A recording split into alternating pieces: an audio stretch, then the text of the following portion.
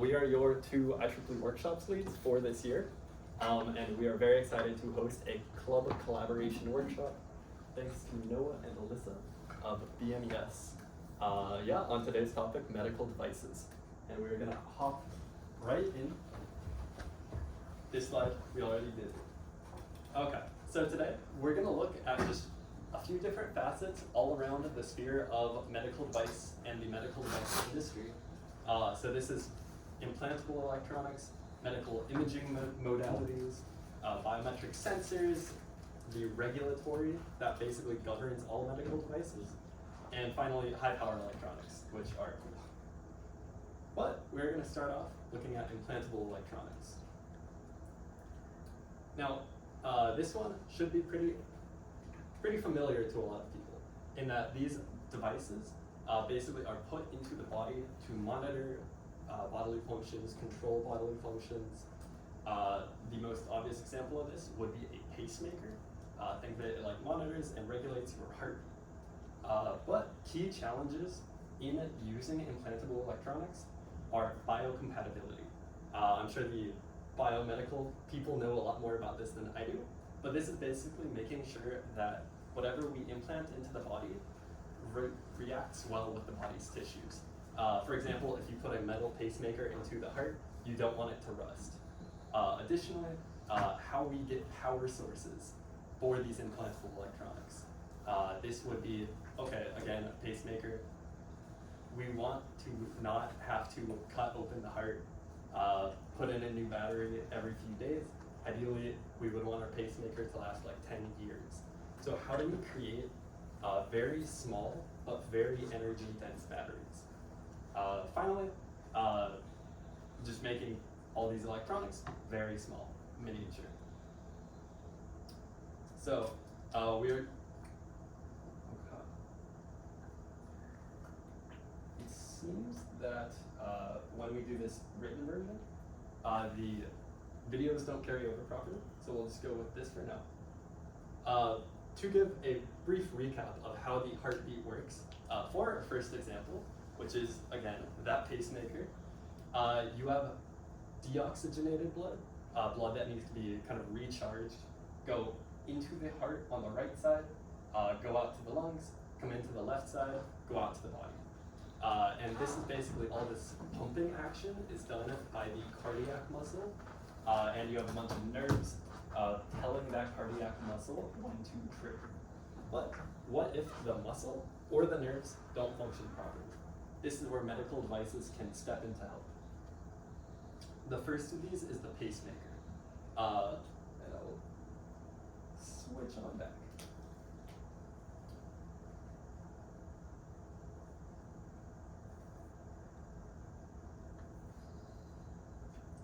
Okay, so the first of these is a pacemaker. This, as we said before, it stabilizes the heartbeat by basically replacing or supplementing the cardiac nerves. If your cardiac nerves say, okay, or if they're just firing irregularly, then we can use this pacemaker to deliver steady electrical stimulation to tell that cardiac muscle when to pump. Now, in the field of electrically stimulating the body, it might come as a surprise to some that voltage does not cause stimulation of the body's tissues, even though we see like high voltage warnings. Really, it's current that the body's tissues react to. This is basically like, if you get hit with a 250 kilovolt shock, it's just gonna be a little zap, but you'll ideally be okay. But current is what burns, what like electrocutes you in a death way. Basically, we want to control current when we are electrically stimulating the body. But this creates a challenge in that most electronics are voltage controlled, voltage dependent. Like a battery, it will produce a voltage that's fixed, and the current will vary around that, just to produce that voltage. Now, we want to look a little bit at how we can very simply with electronics create this controlled current. And so if we have, let's call this guy our MCU. Now our MCU, this is a microcontroller, think of like an Arduino. A microcontroller has a block called a DAC, a digital to analog converter.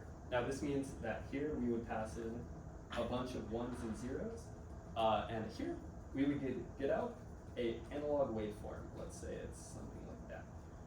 And this is a voltage over time signal. Now we need to feed this into a controlled amplifier, which also converts this voltage waveform to a controlled current. Now, what do we do this with? We basically have two main components that we use in these systems. The first of these is called an op-amp. Here we would put in some voltage, and here we would get out some voltage. But the op-amp is an amplifier with a special property in that, actually, I don't think I want to approach this, apologies. Let's instead, once it loads,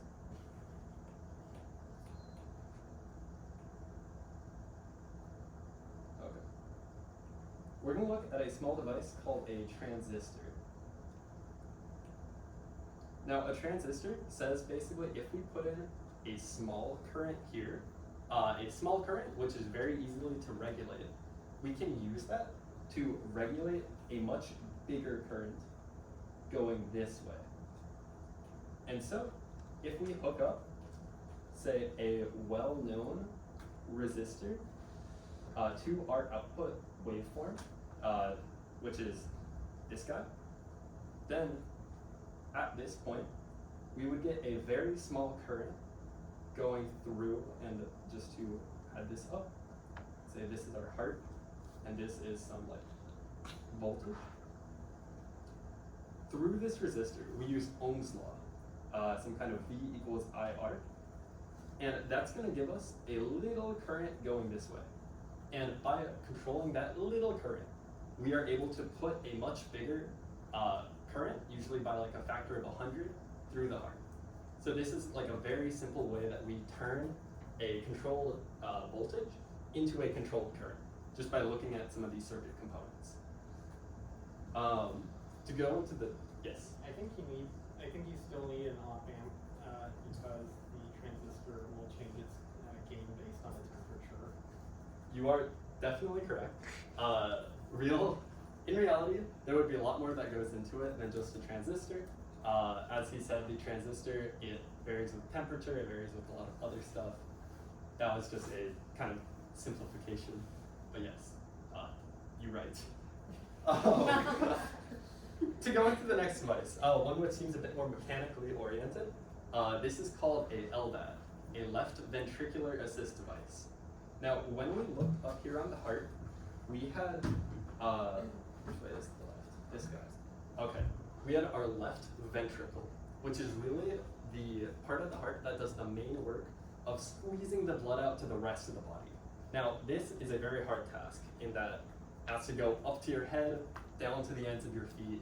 So it's really got to do a big squeeze. But what if instead of the nerves not working, now let's say the cardiac muscle is weakened. Well, we can attach a pump. Basically in that left ventricle, rather than it doing the work, the blood is gonna go into this pump chamber, and then through there, it'll get pushed out into all the arteries of the body.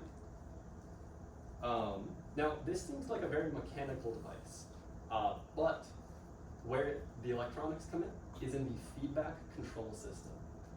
This LVAD is gonna have a bunch of sensors dotted throughout the arteries to monitor your blood pressure and heart rate. Now, why would we have this? This is basically that we want to make sure the left ventricle syncs up with, or the assisted left ventricle syncs up with all the other ventricles. Because let's say you're starting to run, which you probably shouldn't do if you have one of these in general. Let's say you're running. The other three chambers of your heart get the signal from the brain, oh shoot, let's start pumping harder. So you get higher blood pressure, you get faster heartbeats. But let's say this left ventricle just doesn't do that. Then you're gonna get like blood pooling here, and effectively the system is gonna clog up. So we use electronic controls and electronic sensors to mitigate that and make it synchronized with the body. I guess I want to stop here. We dove into some random little cardiac things. Does anyone have any questions about those first two devices, or just want me to go further on a little topic there? Okay. So, I think I'll get some audience here. Does anyone very simply know how hearing works? Super simple explanation. You get this guy. Yes. The sound vibrates like a membrane. Pretty much. Yeah. Sound gets funneled into the ear, and sound is basically like pressure waves in the air. So that hits your eardrum. It goes through these tiny little bones, and it basically gets carried to the cochlea. And in this cochlea, when we have those pressure waves in air, those then get turned into pressure waves in cochlear fluid. This causes little ripples, basically shifts back and forth all these hair cells. And that's what we hear. But as you get older, all of this is going to degrade. Those hairs might die. Those bones of the ear stiffen. And what that means is we need bigger vibrations. So what we've invented, which I'm sure everyone has at least seen or heard of, is a hearing aid. Now, a hearing aid, electronically, it's basically this guy here, which, think of it as just an AirPod. This goes into the ear. This is the little bit that surrounds it and does all these signal processing, which I'll touch on in a moment. And yeah, here, although it doesn't really matter, is essentially what it's gonna do is this system has microphones next to your ear to hear what your ear would hear. And then in all this electronics, it's going to take that signal, amplify it, and then basically pass it into the ear right at the eardrum with this guy. Now, this seems like a pretty simple system, and it is. Hearing aids have existed for, don't quote me on this, at least 50 years. But we're going through a lot of different ways to improve them and advance them. And it's really funny because this overlaps a lot with like that AirPod technology. Think of like transparency mode, noise cancellation, ways to like enhance human speech. All of this carries over into our hearing aid. Because what if we can enhance not only the sound, or like amplify the sound, but we can also amplify the contrast. As an example, let's say you have a hearing aid and someone's trying to talk to you and there's a moving train going by. With signal processing, we are able to see, okay, we have this kind of like low frequency hum of the train going by, and at the same time we have this human speech, which usually falls in like the 20 to 20,000 hertz range. We can say, okay, we're gonna take everything else, dampen it, this range, raise it. And with AI, we're getting even more specific on enhancing the clarity of people's speech and so on. So we can do a lot more than just making things louder, to the point where hearing aids might be something that we might encourage earlier or just have just for making sounds better.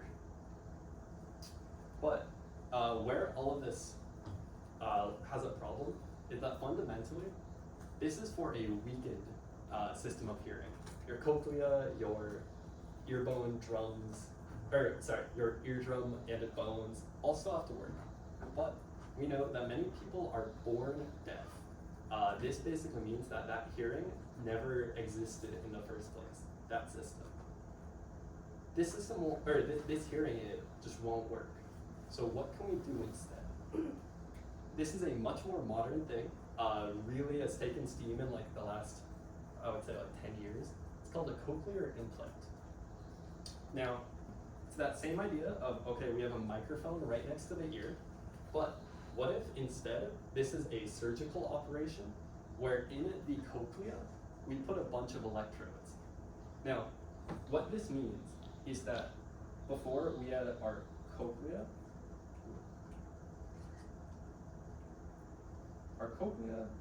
Something like that. And we have a bunch of little hair cells all over. But let's say that these hair cells, they don't work. They don't talk to the auditory nerve properly. The auditory nerve being like connecting up to all of them, or auditory nerves. Let's say something like that. What we can do is in the ear, we take a bunch of teeny tiny electrodes, put them over the hair cells. And we basically say, okay, we are going to use this electrode to stimulate the auditory nerve at that spot. Now, this sounds like, okay, we can basically replace the hair cells in the auditory nerve, but how can we actually map this to like what sounds should be like? Well, in the cochlea, each of the different sections of it correspond to the frequency of sound that we hear. And by frequency, this is almost like pitch. So if it's really close to the surface, let's say this chunk, this is for like low frequencies. This might be a booming low voice. Well, a bit further along, it'd be higher pitched. Over here, it might be like a whistle. And so by looking at each of these tiny little frequency chunks,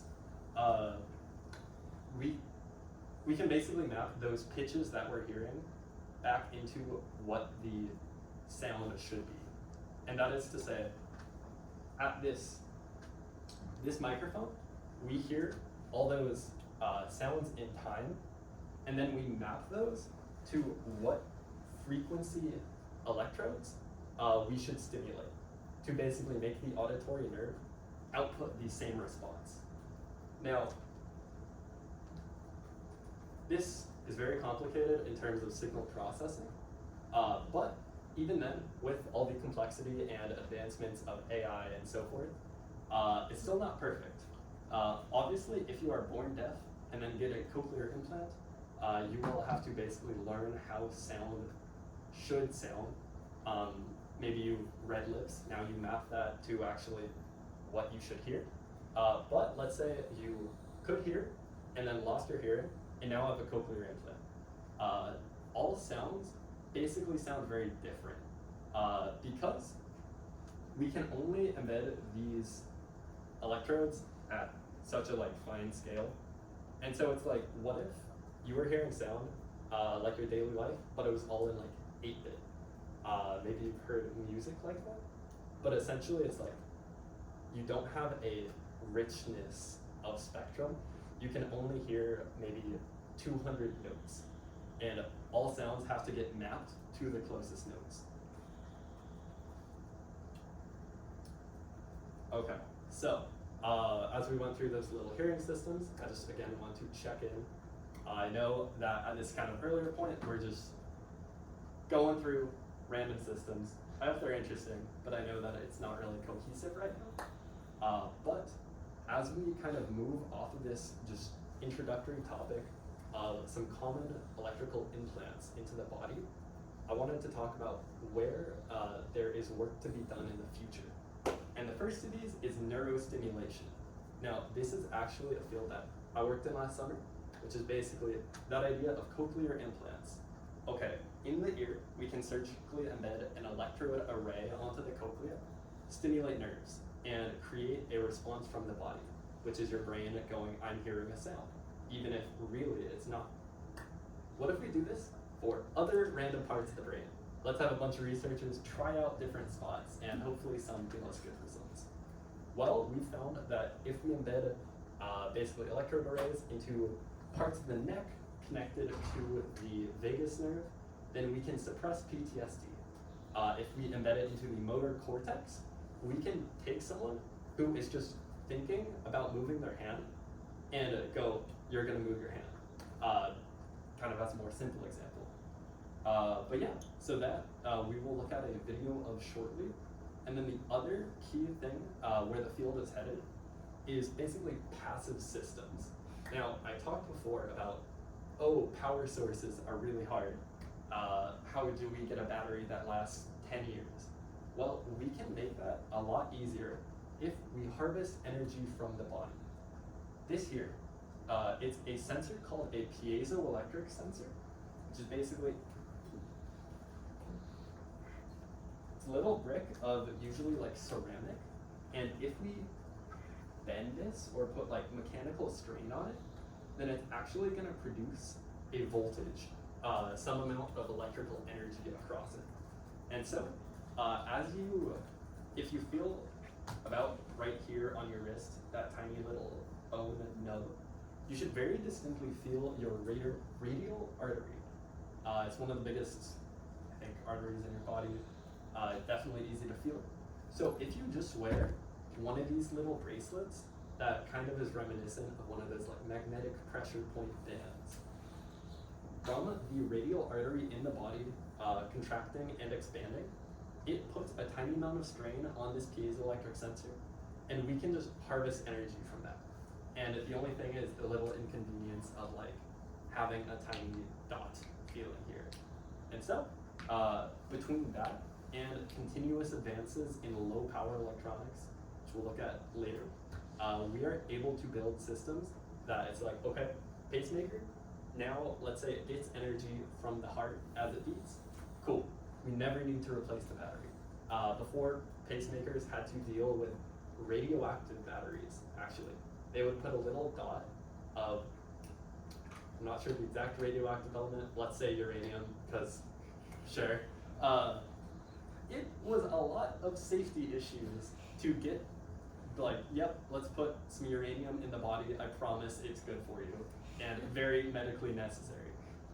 We can avoid all of that by just saying, okay, let's just harvest energy using these piezoelectrics or other methods. Some of the other ways we do it are with the temperature of the body. We can turn like the body heat into electricity. I think there's some things about actually taking like stealing energy from the body's nerves, because the body's nerves communicate with electricity. So we can very directly say, give me that. Yeah, so that's some random stuff there, but I want to actually show a video about that neurostimulation idea that I talked about. And this is actually, this is an EE professor at UCLA, Professor Cow.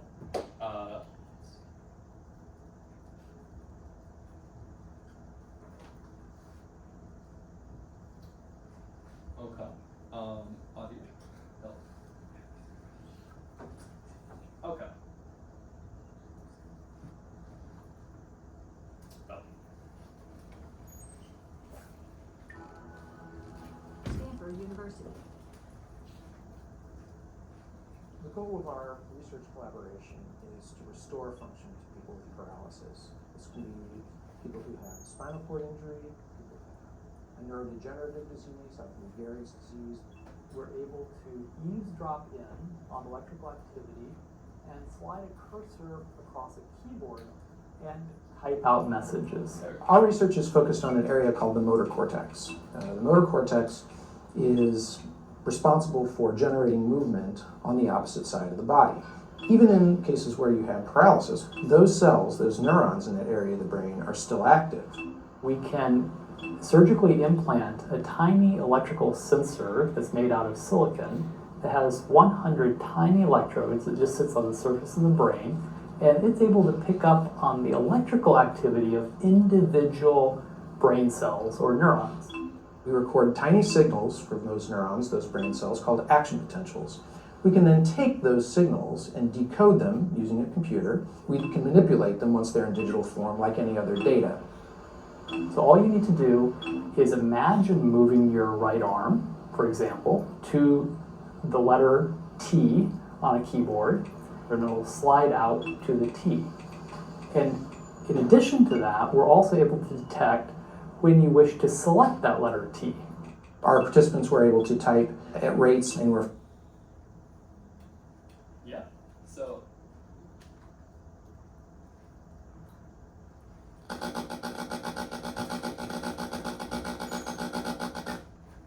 not showing a video, it does that. The audio in here is scary.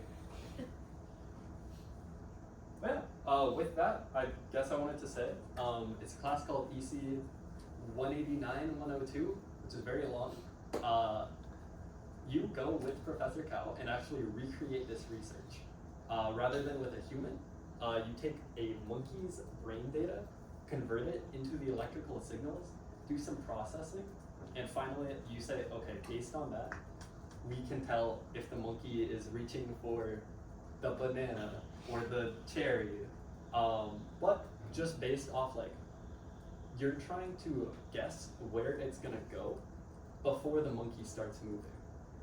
That's basically your challenge. So with that, I guess it's currently somewhat, there's increasing interest in the field of this neurostimulation, this deep brain stimulation.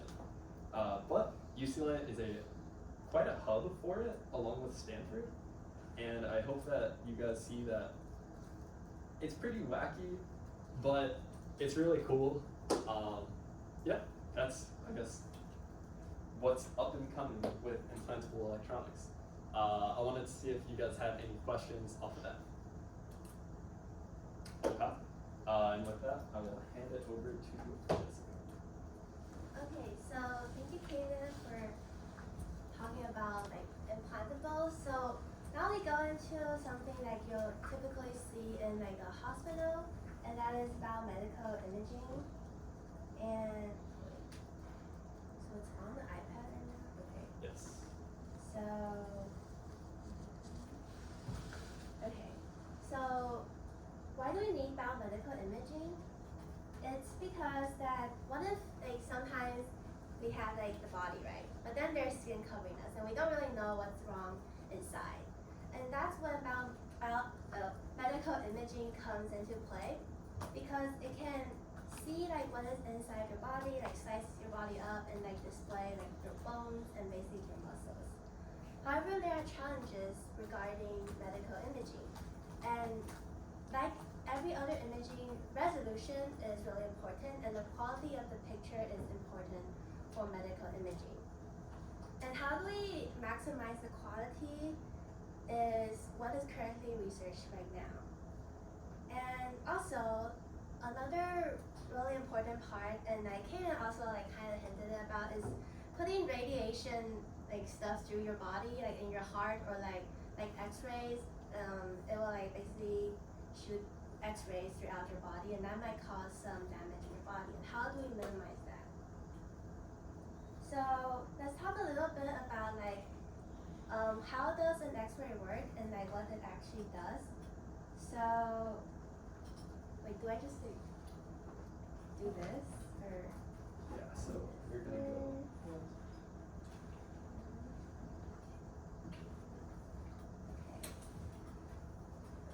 In your iPad. I don't know how to use this. Okay. So this is your X-ray, right?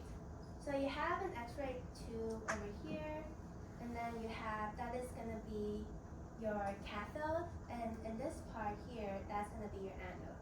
So let's just basically draw that out. So this is gonna be your cathode, and this is gonna be your anode. Okay. So in your cathode, this is basically like a metal, and you'll be passing through a current. This is like a wire, and you'll be passing through current. And with this current, as you pass through like high amounts of current, it will basically heat up this metal here. So everything here will be heated up. And once it's heating up, it will actually pop out electrons. And this is called the photoelectric effect. So here it will pop up a bunch of electrons. And so what do you do with these electrons? So down here, you will basically be connecting it to a really high voltage source, like like 100K like volts or something. And when you connect these two things together, there'll be an electric field going from basically the cathode to the anode. So the electric field will be flowing from the left to the right side. And why is this important? It's because this will basically take your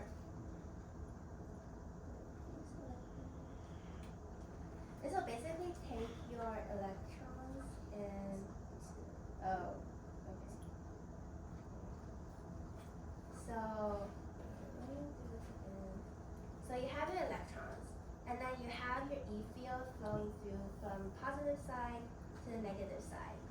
So your electrons will basically flow from the left side to the right side, and it will all group on the right side over here. But before it comes close, you need to decelerate it before it hits like the metal. And this deceleration is basically what will cause X-ray. So X-ray will be coming out of here once it hits, right before it hits it. And this is the X-ray that you will be using. So this X-ray will then go through a focus beam, and it will focus all the X-rays onto your body. Say this is Caden, okay? And the X-rays will basically go through your body. However, because of the different bones and different muscles in your body and fats in your body, all these different muscles, bones, and fats will have different densities. So as the X-ray goes through, the intensity of it will decrease. And so you will have like bigger ones when you go through fat, smaller ones when you go through your bone, and then like medium ones when you go through like your tissues. And this will basically hit a metal surface. This is called, if I can pronounce this correctly, a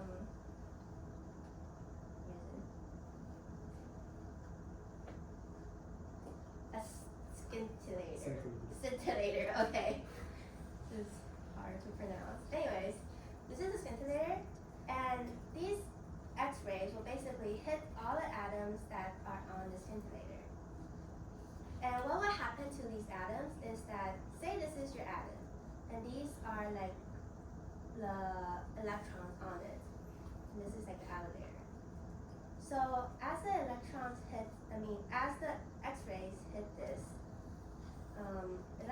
this electron will actually, because it increases in energy, it will jump up to the outer layer.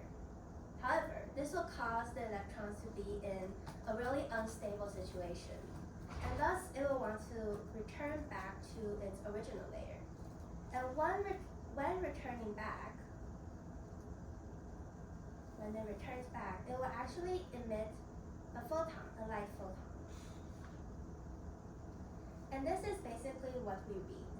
So throughout this outer layer here, you will have photodetectors.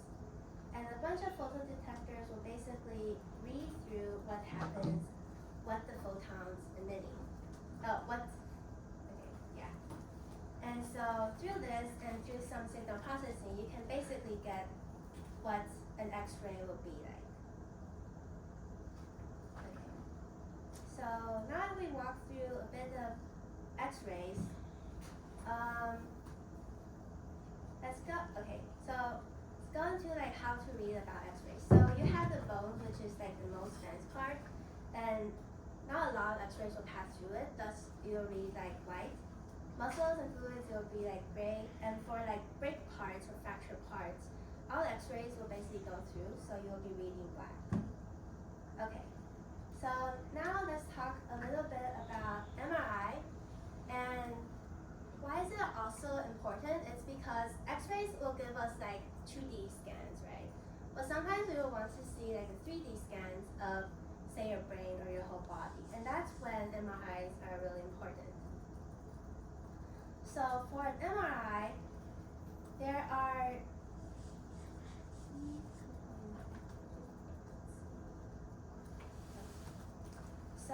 there is the main magnet. This is usually what it looks like. So you have like a very huge, okay, let's Okay. We aren't able to see what's changed. What's going on? Oh, what's going on? Is that your Tech difficulties. One step. that? Oh, wait. Before I go into MRIs, is there like any other parts you want me to explain more about than X-rays or like any questions here? Okay.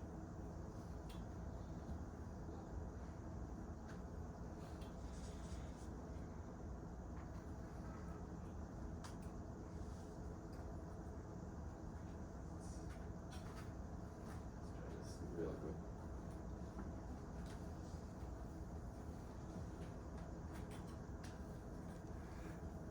Alright, the sole reason we have all these technical difficulties with this is purely because of edge realm, not allowing screen mirroring, so not our fault, kind of. Okay, we can see it now.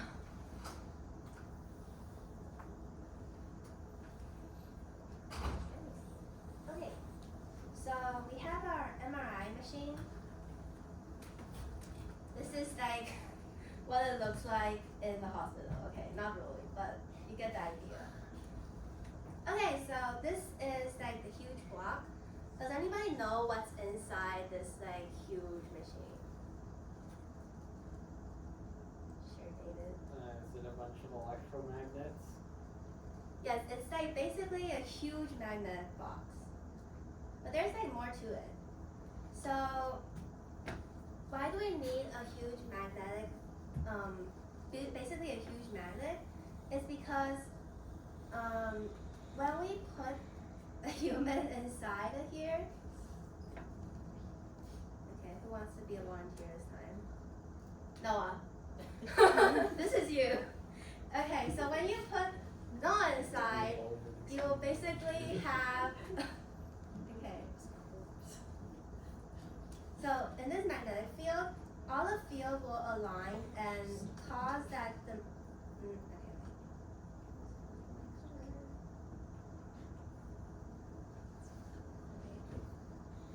basically all the magnetic lines, magnetic field lines will be in a certain direction and really uniform inside this hole here. And what it does is actually it will cause, say like you have like your atoms. Whoa. Tech difficulties again. Okay. Says that's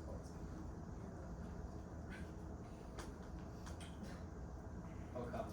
So just the entirety shut down.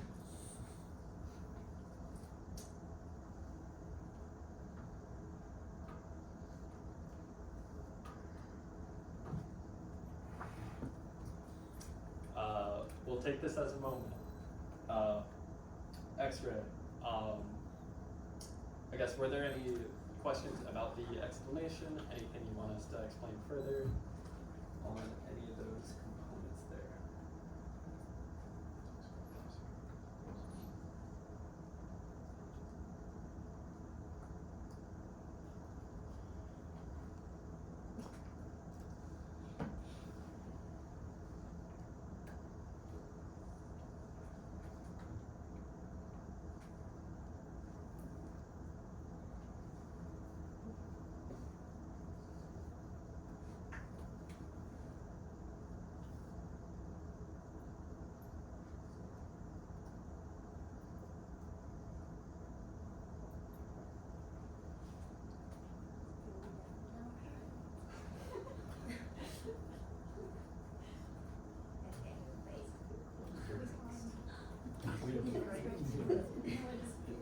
Before I put Noah into the MRI machine, I need to go through what is inside the MRI. I forgot about that. Okay, sorry. So, wait for your turn. Okay. Sure, you can be next. You can go Sure, you can be next. Okay. So, what is in an MRI? So we know we have like a big magnetic box. But what actually makes like the 3D part is actually the gradient coils here. So the gradient coils look kind of like this. It is like within this area. So like here-ish, but basically looks like this. So what does the gradient coils do? It basically gives you different like small changes in magnetic fields. And oh my god. Anyway, the gradient coil gives you small changes in magnetic field in like x direction, y direction, and z direction. And through this small gradient like magnetic change, it will change like the gradient within your atom and like within your body, and that will be read into the RF coil, which is like the transmission coil and the receiving coil. And the RF coil will actually give you a pulse, and I'll just show this alongside it. okay, but I need to like draw. That's true.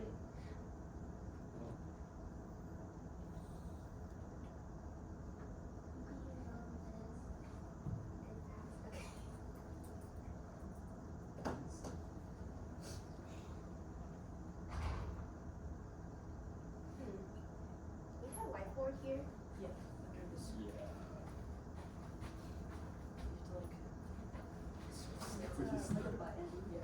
It's okay.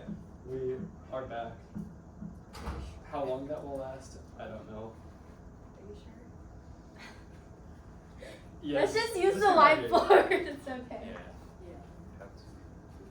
Let's use the whiteboard and just use that to present because I don't really have one. Do you guys want to touch this? Yeah. Yeah. Can you lift the screen?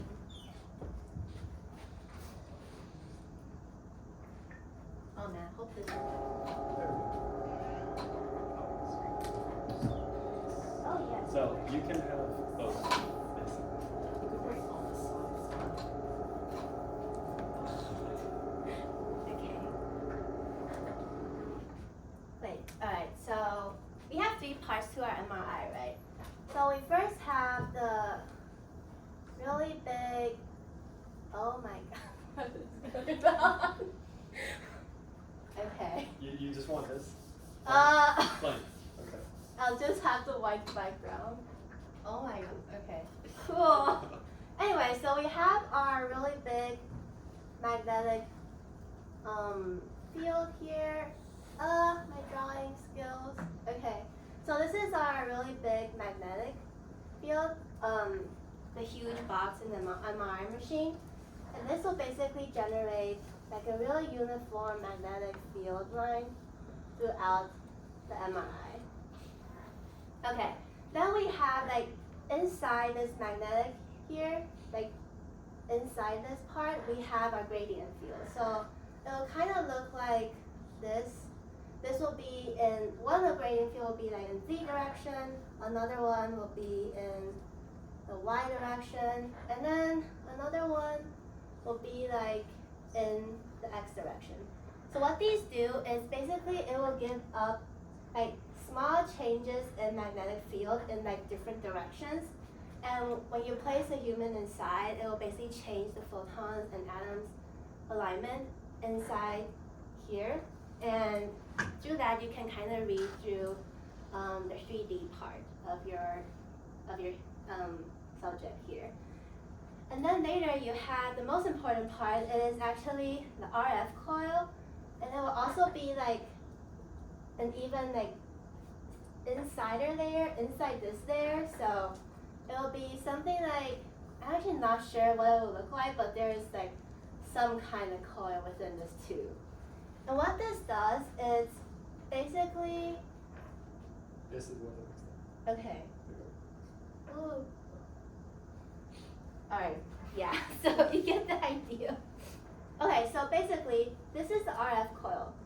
So how do we get the magnetic imaging? It's through, okay. Now I can put Noah in the MRI, let's go. So this is Noah. He is inside the MRI machine. Yay, he's happy. Okay, inside Noah, there are like little atoms within Noah. And you have, say these are his atoms. But before he goes into the MRI machine, all the atoms will be faced in different directions. The atom alignment will be faced in different directions. But after he goes inside of it, because we have this really big 3 Tesla magnetic field, this whole big magnet, basically all of the atoms will align with the bigger magnetic field. And so you will get something that looks, if the magnetic field is going this way, then all of the atoms will be aligned basically the same way as the magnetic field. However, this is when the RF coil comes into play.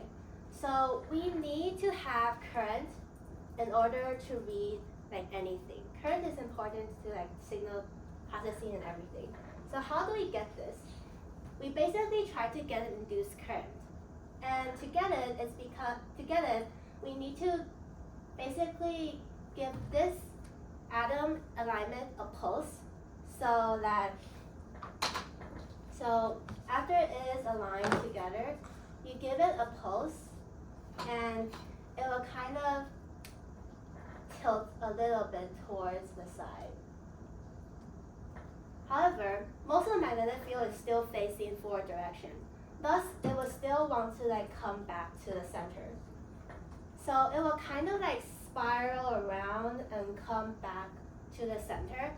And remember, this is like the atom alignments, and this is like the atom magnetic field. This is what the atom's magnetic field will look like. And once it spirals up, it will basically induce a current, because you have change in magnetic field, and it will cause like change in current inside this RF coil. And this, basically, we will read the current here and do some signal processing and like FFT, just like some kind of like algorithm and like math stuff, and then we will get like the 3D picture of our MRI. Okay. Wait, how do you learn?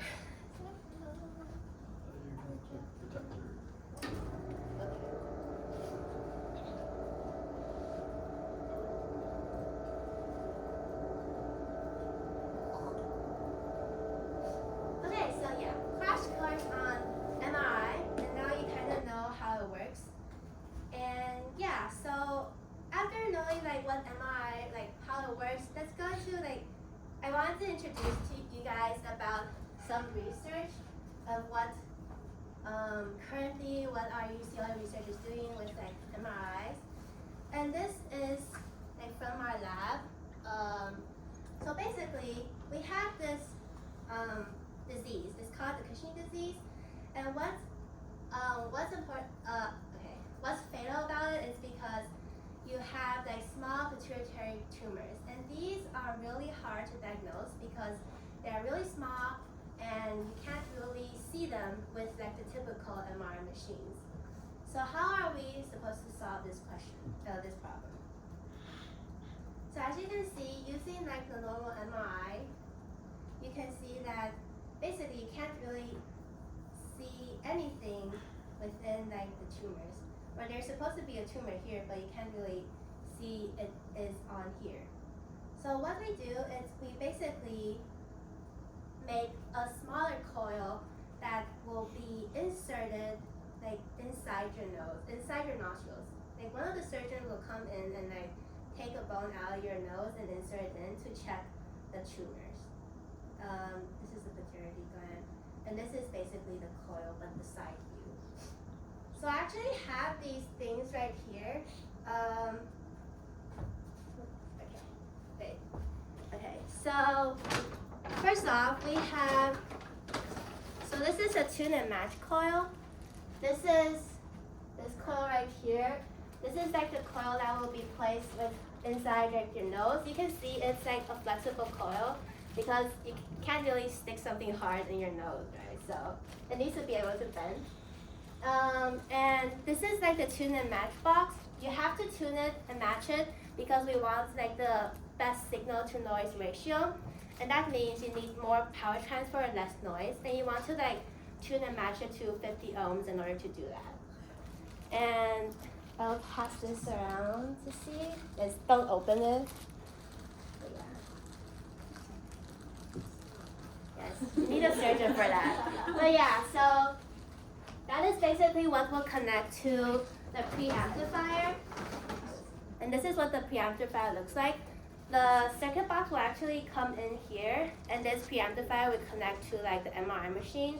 And that's how you connect and like simulate like the pulses and like how to like change the magnetic field and actually read the RF and like induce currents.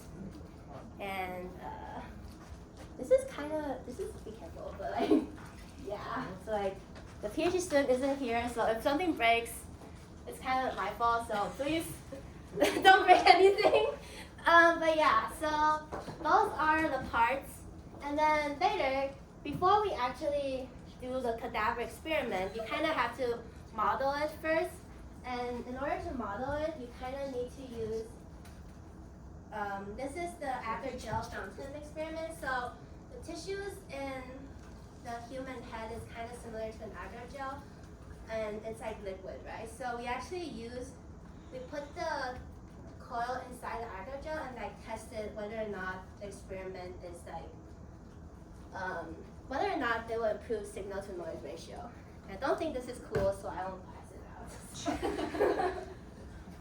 Okay, so after that, this is, be careful. Yeah, okay, so after that, we have this MRI setup. So this is what it looks like in an MRI. So this should be your head, but it's not, and I'm glad it's not on the picture, so yeah. And so just imagine this is your head, and then like this coil is inserted into your nose, and this is like our bigger magnetic field, remember? Like most of the magnetic field will be aligned in this way, and that will cause atoms to align that way. And this is a preamplifier. It will connect to the overall like system of the MRI. But before we actually put it into the fountain, we actually need to tune and match it, and you use the VNA to tune and match the circuit. Okay. So yeah, this is what the actual results look like. So this is just using a normal like head neck coil. It's basically like think of a bird cage, but like on your head, and then you will be placed inside this MRI with like the bird cage on your head. It looks kind of funny, but it's how it is. But you can see that you can't really see the smallest dot here, but this is using our coil, and this is the results, and you can see it's a clear and more clear image.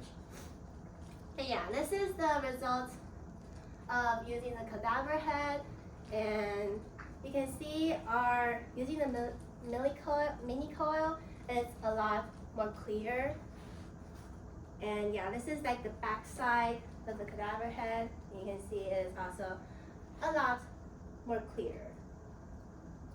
So in summary, this flexible miniature coil is developed, and it also results in like high SNR, and it's really useful in like a lot of different ways when you want to see like diagnose small areas of your body where you can't really see well. And yeah, it can help improve the detection of pituitary gland tumors and help in that way. And this is like acknowledgement to my lab, and yeah. Okay, so now we went through like the cool parts of my research lab, I guess. Let's go back into like X-rays, but this time we can actually make kind of 3D images of these X-rays. So how we do this is,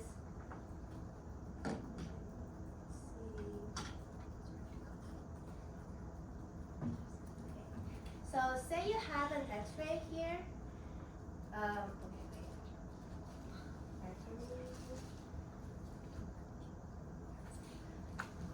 So what is a CAT scan? It's actually, you have the X-ray, but you kind of like spin it around the whole area, like a whole circle like this. And when you spin it around, it will actually emit different X-ray in different directions. And thus it will create like sort of a grid moment of your body. So say this is like, okay, David, you wanted this, right? So this is David's head. Okay, wait, how do I make it seem like you? This is David's hair-ish. I don't know. Yay. So this is your head. Okay. So as you go through, this is like the X-ray part, and it goes through and scans your head in different directions. And this will basically create a grid within your head. So create different grids in your head, and you can kind of see, oh wait, so basically this algorithm is called filter back projection, and it will give different numbers into like different slices of your head.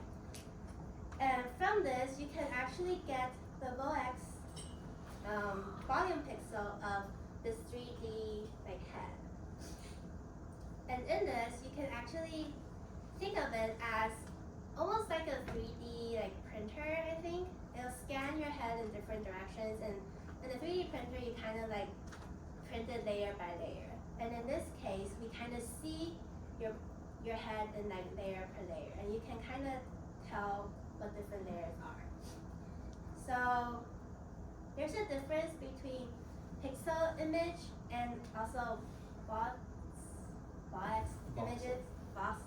Voxel images. Okay, sorry about bad English. It's my second language, but okay.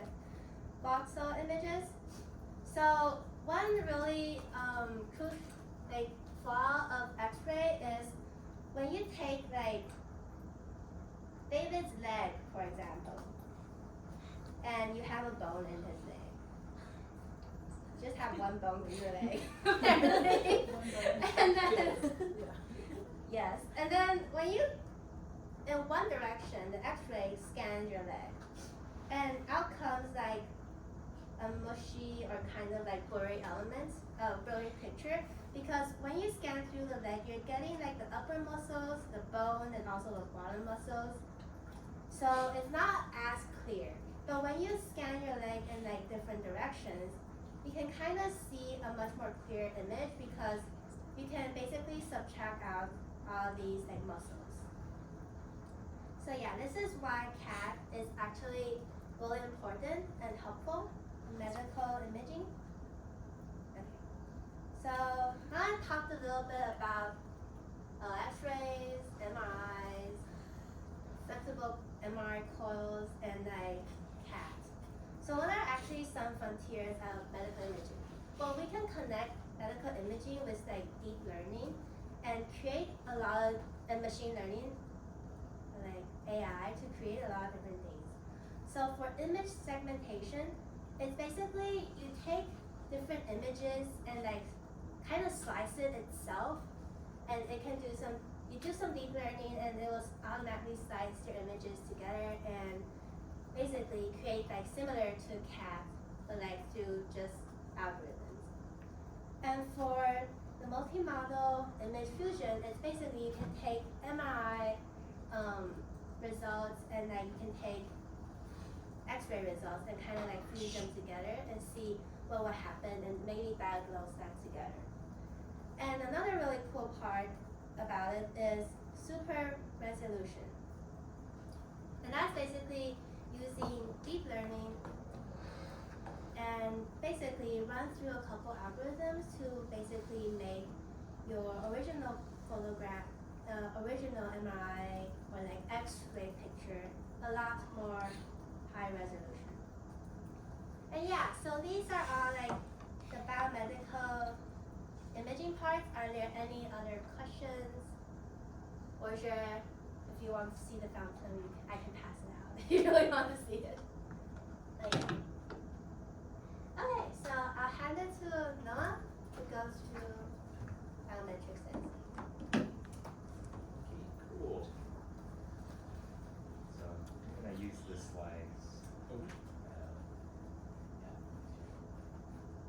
Are you wanting to use the slideshow? Yeah, I probably want to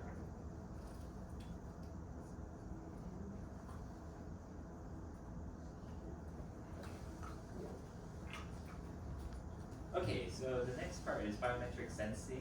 So a lot of circuitry and devices are devoted not only to treating medical diseases, but also preventing them in the first place, and for monitoring purposes as well. So in order to maintain physiological norms, and then to track other characteristics, for instance, behavior, there's a need for these devices in order for diagnosis and monitoring of these things. So then a lot of challenges that happen are there's a lot of proxy measurements because sometimes you can't actually quantify a lot of the things that you're looking at, especially with behavioral models. And then there's an issue of wearability and mobility. So for instance, we're going to talk about a glucometer, which measures glucose levels, but having something constantly hooked up to your bloodstream is not really comfortable. So how can we measure those glucose levels in a more mobile way, for instance? And then integrating and fusing different sensor modalities. So how do we integrate all the information from the body for diagnosis and monitoring of a lot of different things, for instance? And then how do we bring this to the point of care, which is the last point, for making it accessible to a lot of users, and then also rapid, so in the case of something that you need to diagnose quickly. So these are all challenges that devices can help handle. I'm gonna first talk about the glucometer.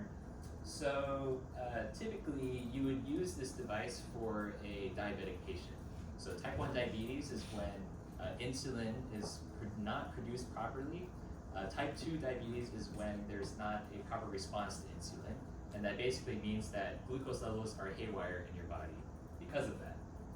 So in order to monitor glucose levels and to make sure that you prevent bad things from happening in your body, like ketoacidosis, then a glucometer is used where you would prick your finger, the blood droplets is inserted into the device, and then there are these enzymes on the device that react with the glucose in your blood, which helps to give you a quantitative measure of that, of how much glucose is in the sample.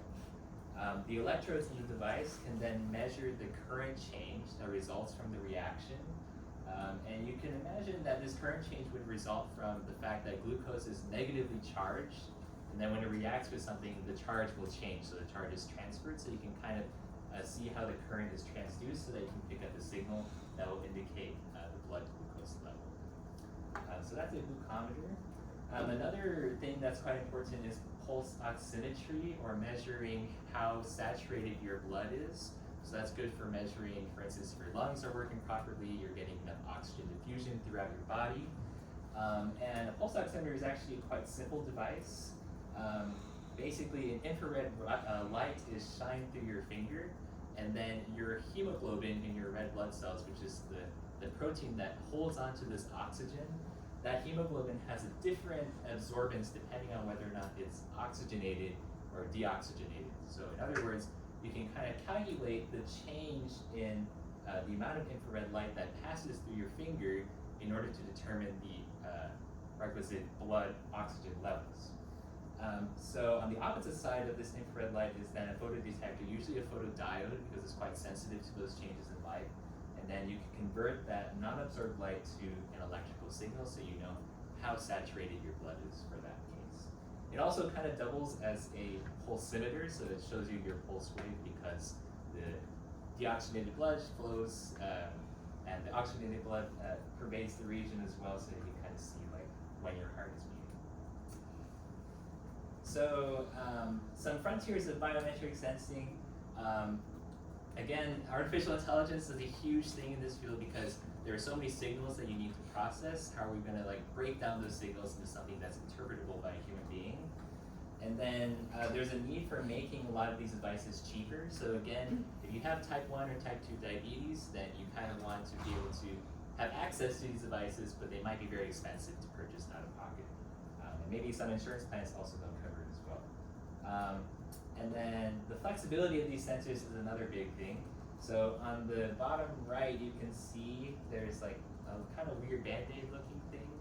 That's just a proof of concept, and the metallic looking square in the center can bend and deform very easily. So you can place this sensor throughout the body in order to pick up mechanical signals much more easily. And it's like flexible and easy to place.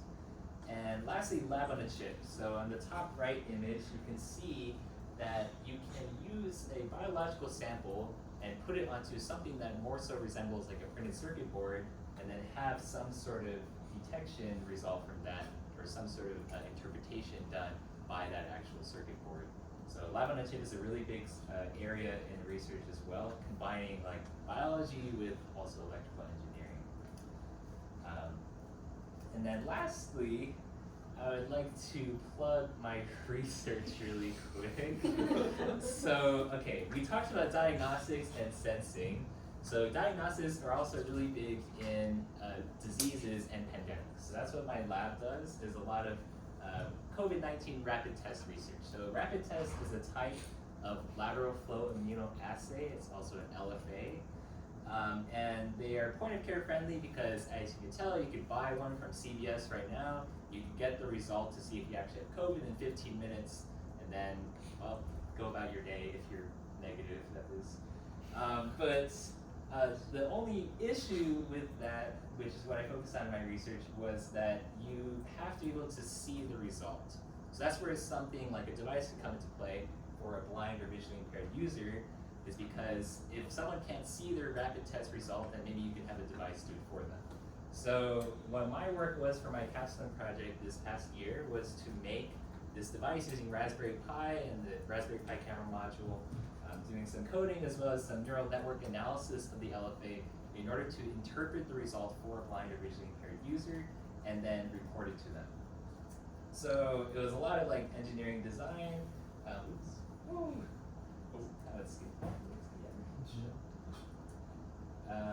But the device looks something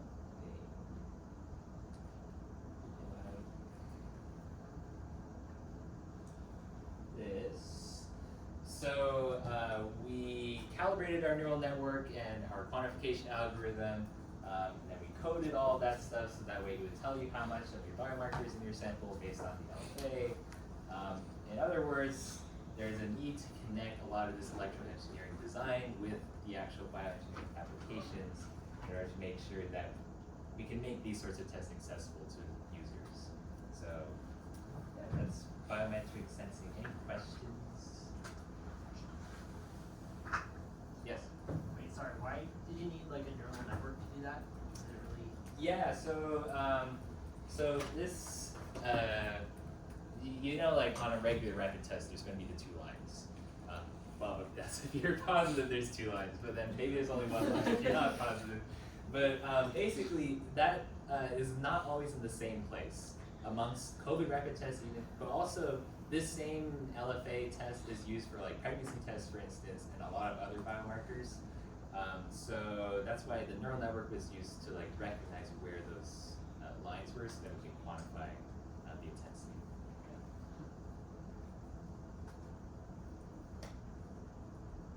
Cool. Okay.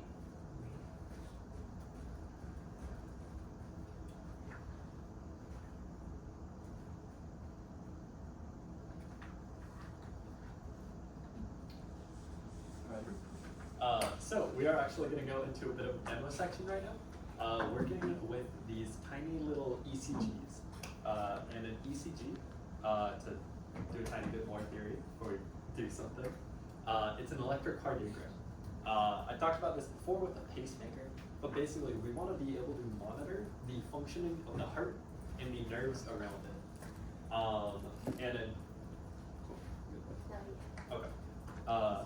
And yeah, so an ECG, it records the electrical activity of the heart, and to very quickly go all the way back. Basically, on this heart, we are going to get a small pulse as blood fills like the chambers. We are going to get a big pulse as blood in the ventricles, which are those big sections, get squeezed out through the body. Think of it as more blood, bigger nerve impulse. And finally, we are going to get a small pulse as it unsqueezes. So, tiny push for the atria, big push for the ventricles, small opposite push as they come back.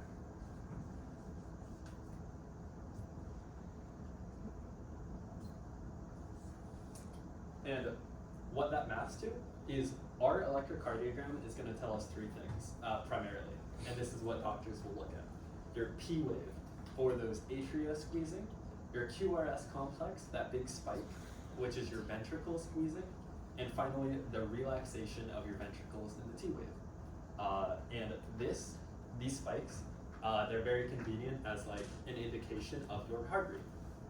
And for in bed, noticing if there's any arrhythmias, such as your heart not being at like a steady pace, or just being oddly fast or slow. I think it's tachycardia, brachycardia. I'm not in this major, I don't know what I'm saying. But this is also very applicable, this kind of technology of just like measuring nerve reactions for two purposes. The electroencephalogram, which is like a worse version of what we talked about before with the neurostimulation. Of course, you don't have to cut someone's head open, but by basically sticking on electrodes onto the outside of the skull, you can very roughly monitor what's going on inside the brain and the electricity there. Of course, because there's the skull in the way, there's fat, skin, muscle, bone, your signal gets a lot weaker, gets a lot more spread, and less detailed. Then we have the electromyogram. Works the exact same as the ECG, except you just use it for non-cardiac muscle.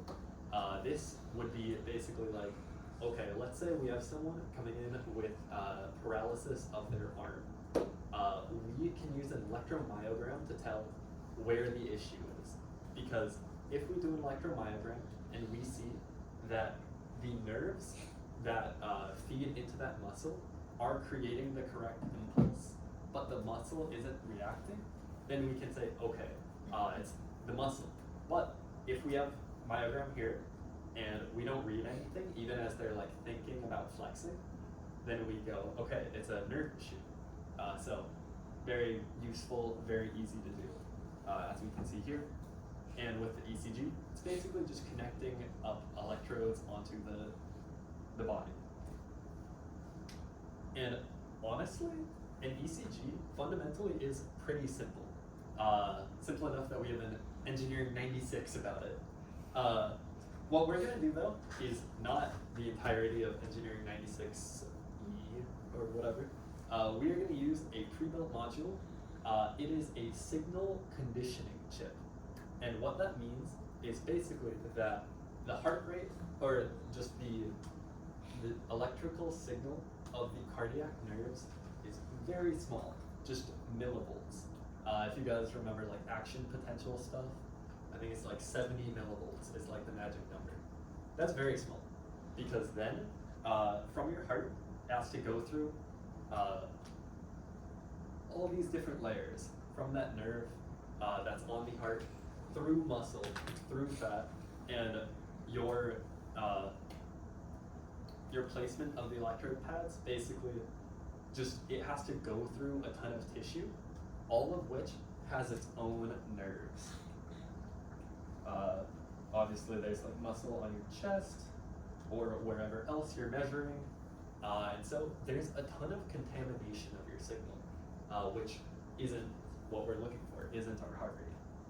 And so this chip, it's basically going to say, okay, any signals we're getting, that we're reading, which isn't in the valid range of what like a heart rate could be, let's get rid of it.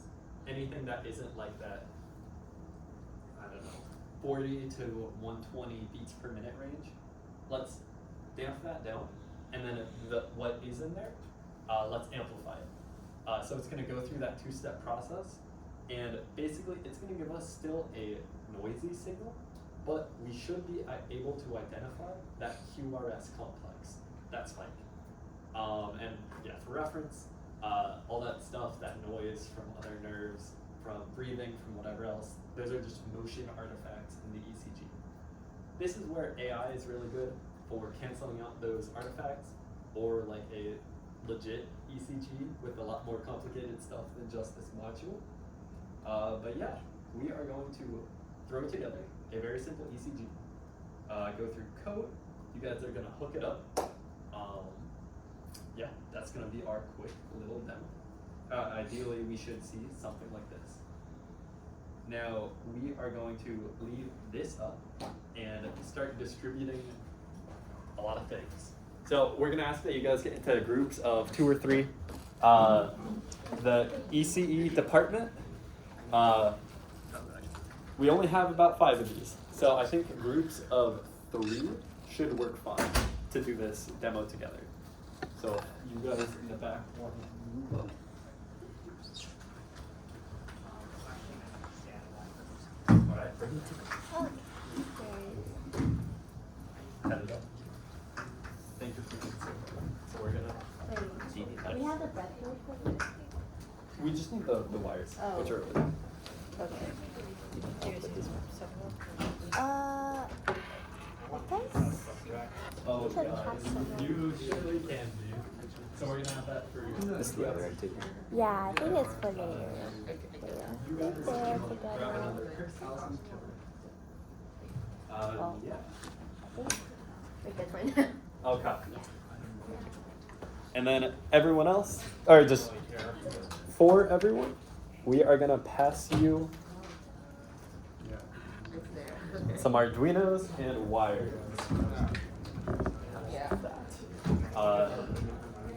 Oh, is that an extra kit? Okay, cool.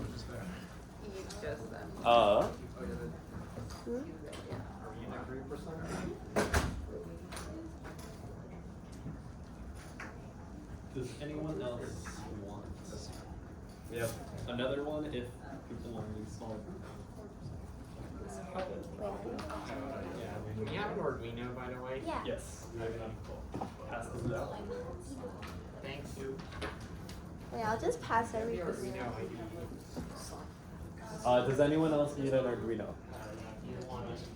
No. Cool. Okay. Never mind. You guys actually don't need bread. You can, but yeah. So you have to download. Yes. Okay. So basically, I gave each of you guys those little wire packs. We are just gonna hook up 5 of those, and for now, we're just gonna follow this.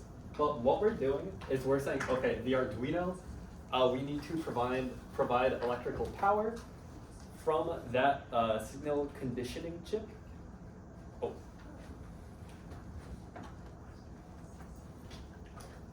From that signal conditioning chip, that's gonna pass out our filtered and amplified signal, which we read onto an analog pin of the Arduino, because it's just like a voltage signal.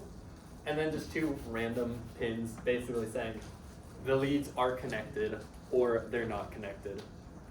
That's basically it. And so once you guys get the module hooked up, then we'll go into how to connect it up to the body and so on. So start off first with just connecting the wires that are on our red guy.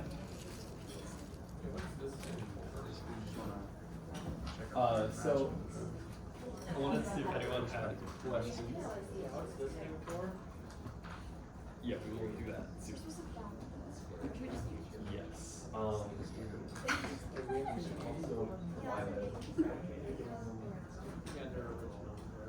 Would it be good to use yeah, the red one.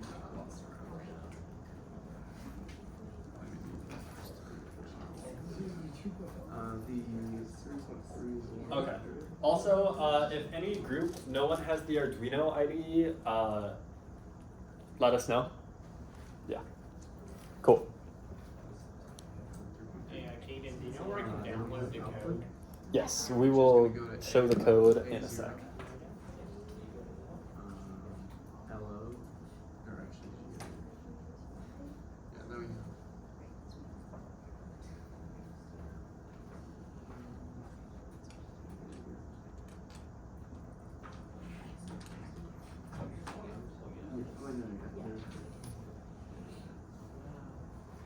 Then we need LO minus. This is L minus. Can we go to 11?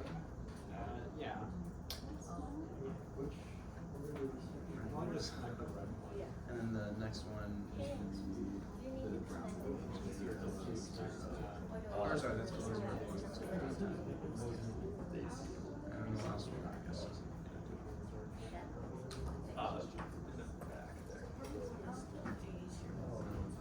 Okay. Raise your hand if you've got just these wires hooked up. You guys need my laptop? Cool. Okay. Yeah, sure.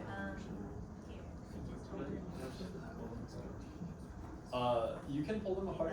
Go Yeah. Basically, just whatever you need to do to.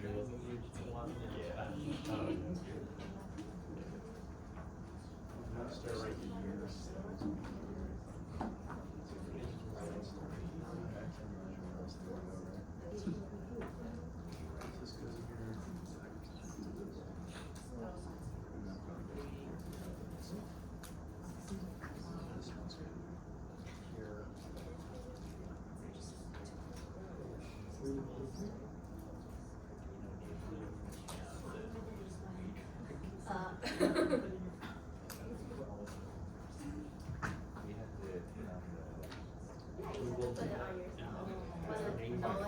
Okay. How are people doing on this? Everyone got good? Cool. Yeah, I'm a third. All right. Yeah. Now, Can we put it in we have specific? some code. So we're gonna open the Arduino IDE. Graduate.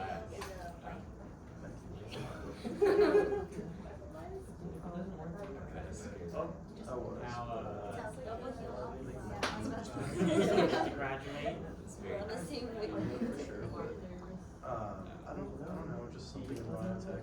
I've been doing a lot of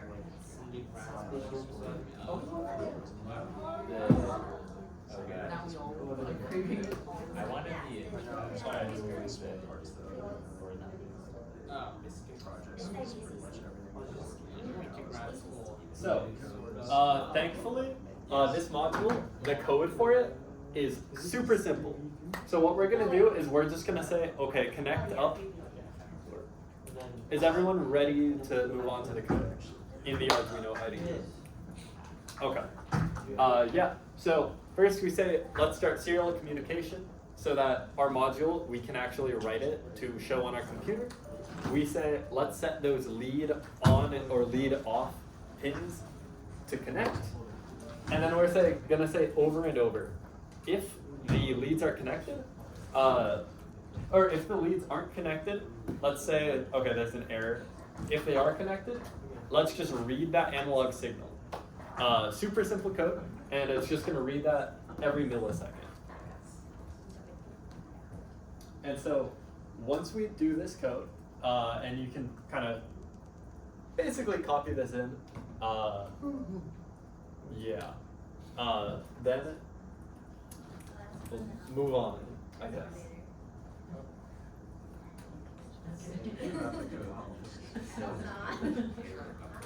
I'm realizing I can also send this over Discord to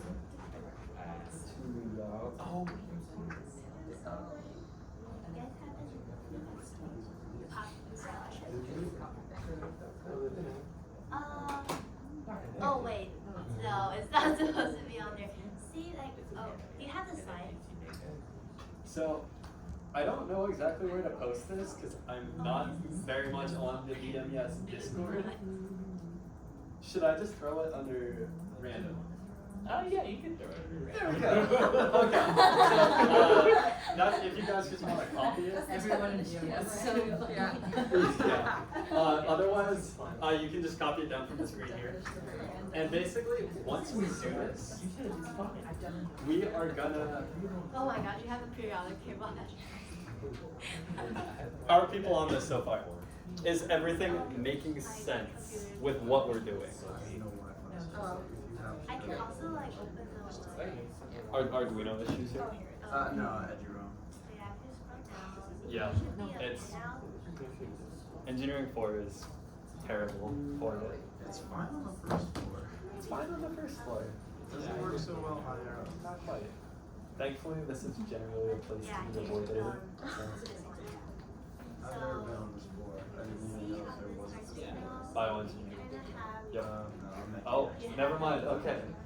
Aren't you guys on the 4th floor? My lab's on the first floor. I think most of the materials ones are on the first floor. We have like some big ass robot arms, so Okay. Yeah, I feel like I'm.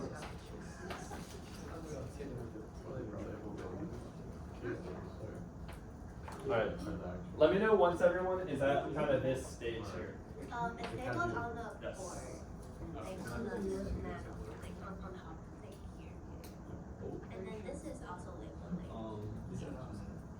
like Is it Arduino Nano? But I think so I'm not sure. Is hopefully nothing. Hopefully I nothing. don't know how to use Mac. Okay. You can try.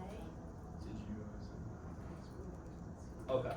So, a quick fix in case any of you guys have problems uploading this So you kinda have onto this your Arduino Nano is what you're gonna do is you're gonna go to Tools. This is connecting to ground. Uh, So it should connect. you're gonna see something called port. You're gonna select like port COM5, and then under processor, No, only for. make sure to select ATmega old bootloader. So this is the key thing. Yes. Also make sure it's the Arduino Nano board.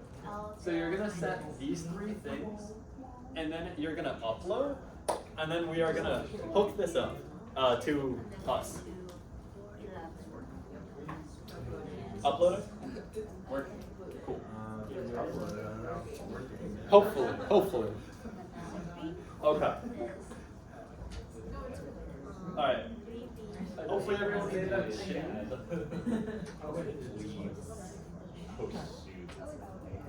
So, we have, if you guys see on the ECG, we have 3 wires. We have a right leg, a right arm, and a left arm. And what we're gonna do is we're gonna basically place those 3 such that they kind of intersect to the heart. Now, you can place those far away, but you'll get a worse signal, or you can place them closer together. And as I said before, that heart signal, basically, it attenuates with distance. And that's something we just can't recover with our signal conditioning. We can only do so much. So, we want to help all we can by placing these 3 pretty close. So just like, I can show an example.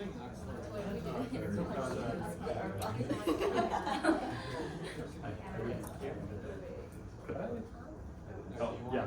Perfect example. Okay, so we have these guys here. You're gonna take the pads, stick them onto these, and then you're gonna match this and say, okay, the blue one, this is your left arm. So you're gonna peel off the coating, and then just like stick it, just like go through your shirt or something, and stick it here. And once we do that, we are gonna hop into. I'll pull this up, back up in a sec. But you're gonna go Tools, Serial Plotter. So that's our current step. Connect and place the sensor electrodes, and then do the serial plotter.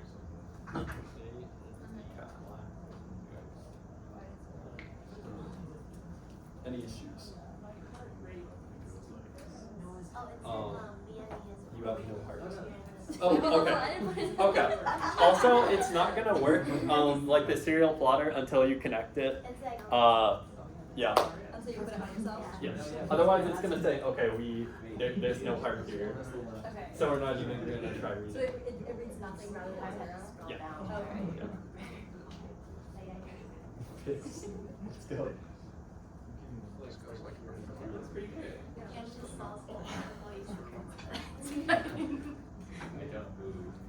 Yes.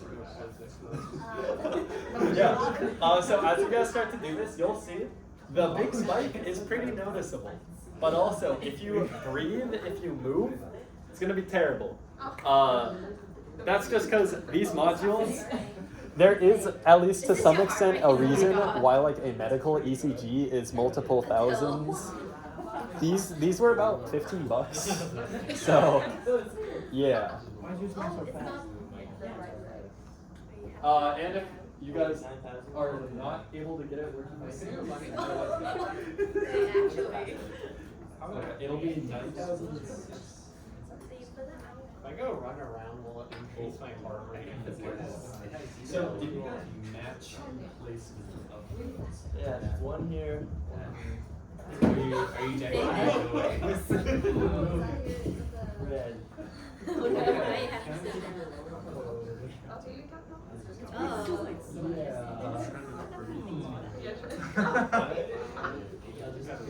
Can you try it?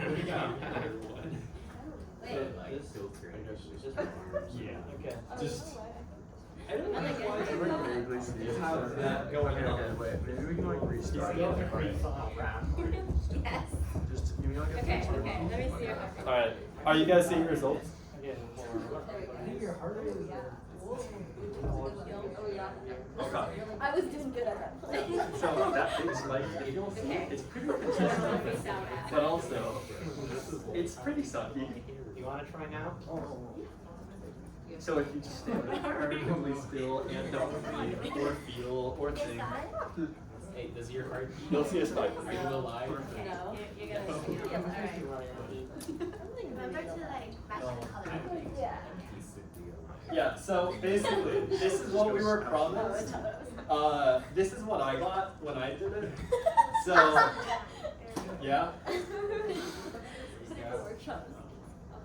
Yes. Thank you so I much. have to go soon because like I have to go to dinner. Yeah.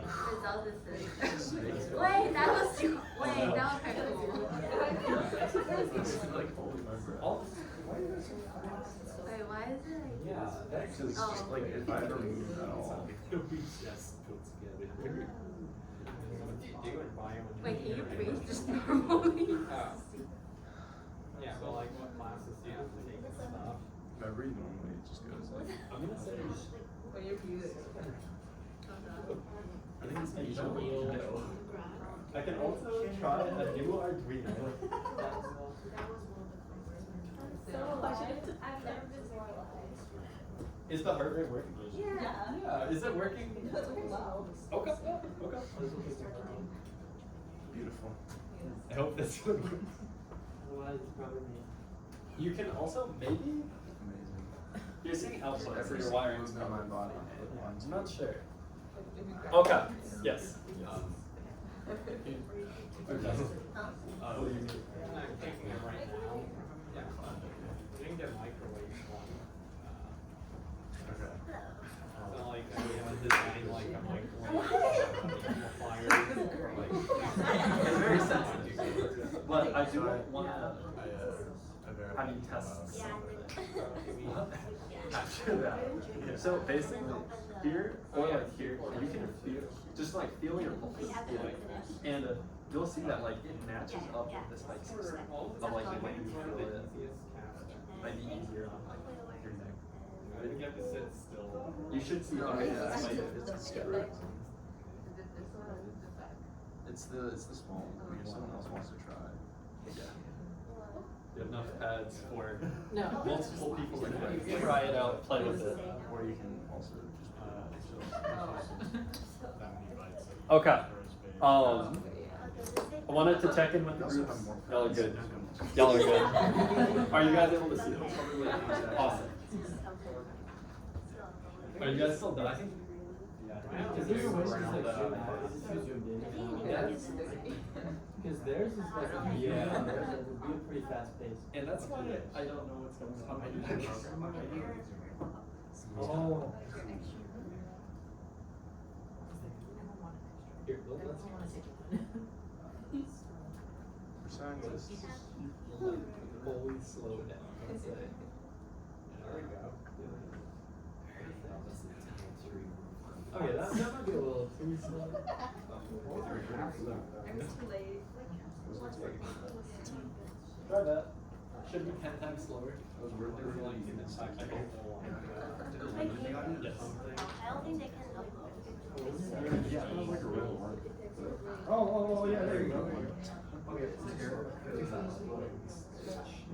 Oh, maybe they're not in the right spot. Okay, Oh, so not this in the is right. Wait, which one? So this, unfortunately, these are going to be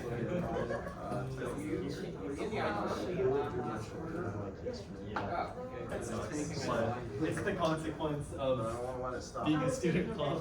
So.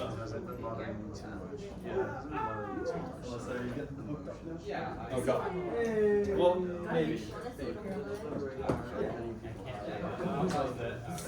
Okay.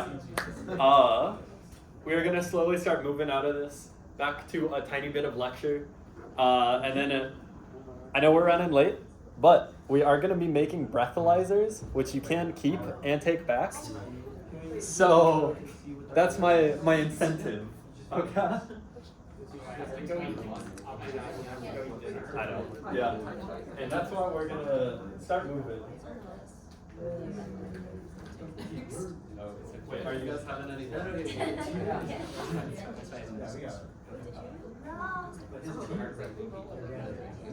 Or that's probably not your T wave. That's it could be, and it hopefully is, but it's probably like maybe. Stop reading. Run it. I'll stop. Yeah. No, stop. I don't. Okay. I got the. We're gonna try. Alrighty. So to move out of the demo, we're gonna talk about the most exciting topic, regulatory, for a brief moment. Okay. Alright. So basically, all of this stuff, it's really cool, but in the operating room, we don't want a student coming in and being like, hey, let's use this ECG I made, like what we have here. That would be bad. Even worse if it's like an X-ray machine or a defibrillator. So in the US, we have the FDA, Food and Drug Administration, also has medical devices under that. They say throughout the whole process, you have to work with them on how your device is designed, tested, and documented. Also, it's really slow. If you ever do work in the field, which hopefully you guys get to, devices usually run on like a 5 to 10 year timeline because the FDA says, okay, do a 2-year study of your device, have it be used in 100 surgical cases, whatever else. Basically, it's just really slow. In general, if you tell the FDA, I want to sell this product, it's going to take probably 2 years for them to go, okay, we're going to look at your product and then decide. Also, they do this on purpose because they say, okay, you go get your device deployed in like the UK, and then we're gonna see for the next few years, is everything good with it? Y'all good? Okay. I'm not lying. But basically, there are exceptions like how we saw with the COVID vaccine, but for drugs, for medical devices as well, they like to use other countries as a monitoring ground to make sure everything is safe for Americans. Yeah, but that's what we have to work with if we're gonna do engineering here. So they group medical devices into different classes based on the level of risk they have. A Band-Aid doesn't really have any risk. The worst that happens is you have to put on a new Band-Aid. An X-ray or a wheelchair, like an electronic wheelchair, these get a bit more serious.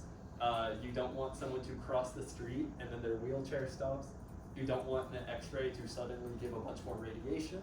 So still have to be monitored, but rare that someone's gonna die. The third one though, if a defibrillator is uncontrolled, that is a very serious and immediate hazard.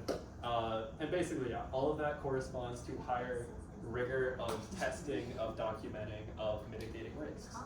And mitigating risks is easily over half of what medical device engineers do, unfortunately. The R&D team is maybe 10 people. The quality team is maybe 15 at any of these medical device startups. So we really want to keep in mind throughout the whole process of developing our device, risks. This is how frequently they occur and how serious they are when they occur. This is a quick review of those medical device classes. Basically, that pre-market approval, that 510K, these are just different forms that we use for each class of medical device when telling the FDA, we want to put something on the market. Will you allow it? So yeah, that 510K pre-market for class 2 and PMA for class 3. And then this is that every medical device has a very well-defined risk matrix. In it, the FDA says basically, okay, if you have any life-threatening things that happen a lot, it's bad. We aren't gonna let your device on. If it has very rare, occasional, like minor flaws, like maybe I'll use a live example. I worked at a surgical camera company, and occasionally cameras would fail. Now this would be placed, I think, on the risk matrix. It was like here. It was this guy, because it happened kind of often. Basically, if you use the camera at the same time as like an X-ray machine, occasionally it could screw up the camera. But then you just turn the camera back on. So it's fine. We don't have to, yeah. But in this middle row, you have to work very closely with the FDA on corrective and preventative actions to mitigate those risks and move towards the bottom left as much as possible. I know it's just paperwork, but it's hundreds of pages of paperwork all related to this one matrix. Okay, we might speed through this a bit, but for electronic medical devices, something we really have to keep in mind is a lot like that example I just said. Surgical cameras, electronic device, X-rays, electronic device as well, but also a big source of electromagnetic interference. Now, from physics, we know that if we have big electric or magnetic fields, these are able to induce voltages and currents in other metals, wires, whatever else. We want to make sure our device is well insulated, well protected from those electrical and magnetic fields screwing up our device's operation, such as shutting off our camera. So what we do is we take our device, this camera, we throw it in a room. All of these pads are basically, they cause electromagnetic radiation to bounce around. And finally, we have this thing. It's essentially a death ray shaped antenna, which is going to fire a massive beam of electromagnetic radiation at our target. And we are going to ensure, does our thing still work? All good? We're gonna ensure, does our device still work? Which is called immunity testing. Basically, is it resistant to electromagnetic interference? And then we're also gonna go through emissions testing, which is trying to mitigate as much as possible the electromagnetic interference that our device produces. This is basically like, these blocks are also sensors, and so we're able to tell like, okay, how much of this electrical and magnetic field does it shoot out, in what direction, at what power, whatever else. Yeah, and so basically we just have to meet very rigorous requirements to ensure that, okay, if your device is in the operating room and we're doing like electrosurgery, it's still gonna work. And at the same time, okay, if your device is used right next to a delicate sensor, it's not gonna mess up that sensor. Now, yeah, basically this goes over just kind of what I said before, in that we have a thing called radiative coupling, which is the idea of your X-ray radiation, which is really just like high frequency electricity. This high frequency electricity, this can propagate into our device through like the cables or whatever, any exposed metal, and get into our device and then mess up the circuits. Similarly, if two things are connected to the same power source, which can even be like the hospital's electrical grid, we can have noise or that kind of stray energy get carried across the device. So we have to put in a lot of mitigation both at the power entering our device, like the wall outlet, and just to make sure the overall thing is like shielded. And with that, we're gonna go into high power electronics. quickly, thank you. Yeah, basically, there's a lot of applications for things with high voltages and high currents. This could be that X-ray that we talked about before, which is very strong electricity. This could be mechanical systems like a motorized wheelchair. This could be a electrical surgical cutting tool. With all of these, we have to manage, okay, that high power is going to produce a lot of heat. How do we keep that safe? Also, the electrical safety, again, we're working with very strong, very strong power in the human body. We don't want it to be too hot or to get into the human body and electrocute someone. And we also don't want it to mess up any sensors that we use. So let's talk about the defibrillator. Basically, if your heart is fibrillating, which basically means all the nerves are kind of going off at once, it doesn't really know what's going on, we can reset it by very briefly, effectively, kind of stopping the heart by overwhelming all of those individual nerves, random signals, with a big electrical pulse. And that gives all of them kind of a synchronization signal. And then it's like, okay, the heart, it can ideally start beating again in a coordinated way. But how do we create a 250 kilovolt pulse? A battery is 5 to 12 volts. We use a component called a supercapacitor. In physics, you might know a capacitor. It's basically a little tank that can store up charge. And we slowly feed this into it with a voltage source, like a normal battery or wall outlet. But a supercapacitor is just able to store a lot more charge. Now, with a defibrillator, you hear someone yell charging. That means that our wall outlet is over the course of a few seconds depositing charge onto that supercapacitor. But then we slam someone with it, and that's going to very quickly release all of that charge that's been built up over 5 seconds over the span of a millisecond. And so that current that we're gonna get, or also the voltage, is gonna be crazy high. Because power, it's basically your voltage and current, but over a very short time. And that's all we need to give this big rush through the heart to reset it. What we also do is, if you guys see here, these little switches, we've found that it works a lot better if you shift power through the heart by electrocuting it this way and then that way. Basically this positive and then negative voltage signal. And we do that by basically, if you guys see here, how these two switches are closed.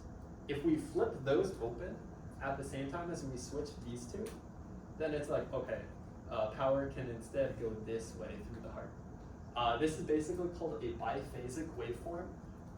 You'll see them a lot, both for defibrillators, for that deep brain stimulation that we talked about before, for a lot of different systems. The body seems to like it, and at least to my knowledge, we're still figuring out why it works better. Okay, this is something called electrosurgery. Basically, you guys have likely seen a resistor before. The body and all tissue really, it has some resistance to it. Now it's not quite lumped like those resistors that we might use in a circuit, but there's still resistance to the body.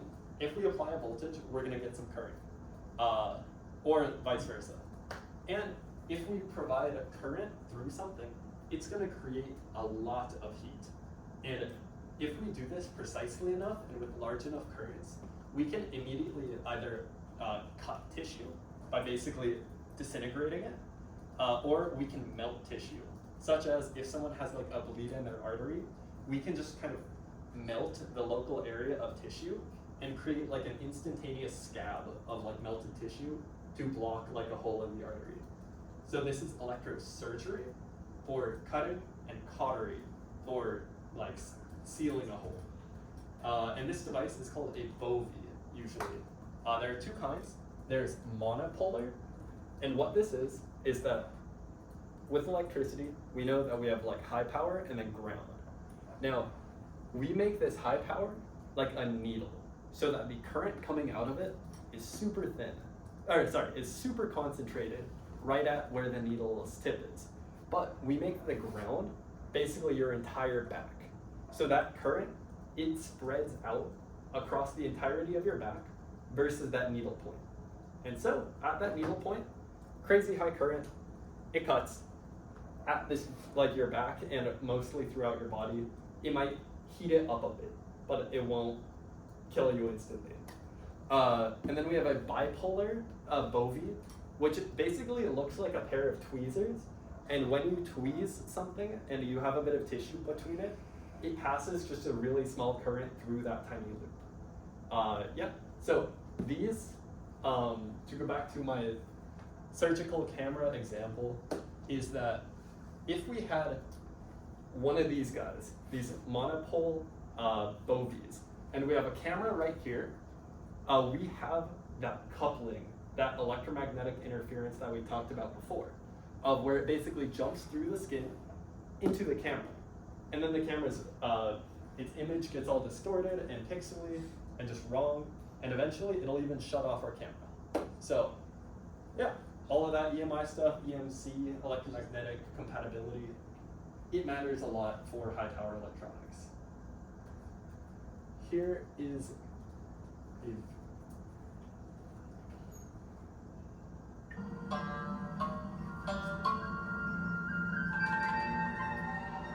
Now, this is a Japanese company that basically makes robot-assisted limbs.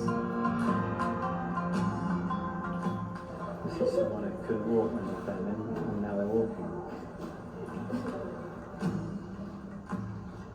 Mitsuko Negashio suffered from polio when she was a child, which left her in a wheelchair until now. Today, she's wearing a HAL suit. HAL, hybrid assisted limbs. When you want to move your arms or your legs, your brain sends... So for the sake of time, because we're already over time, I'll explain a tiny bit of this, is that basically this HAL, this assistive limb, is for in your body when your nerves are very damaged but can't produce, how do I word this? Let's say you've had an accident.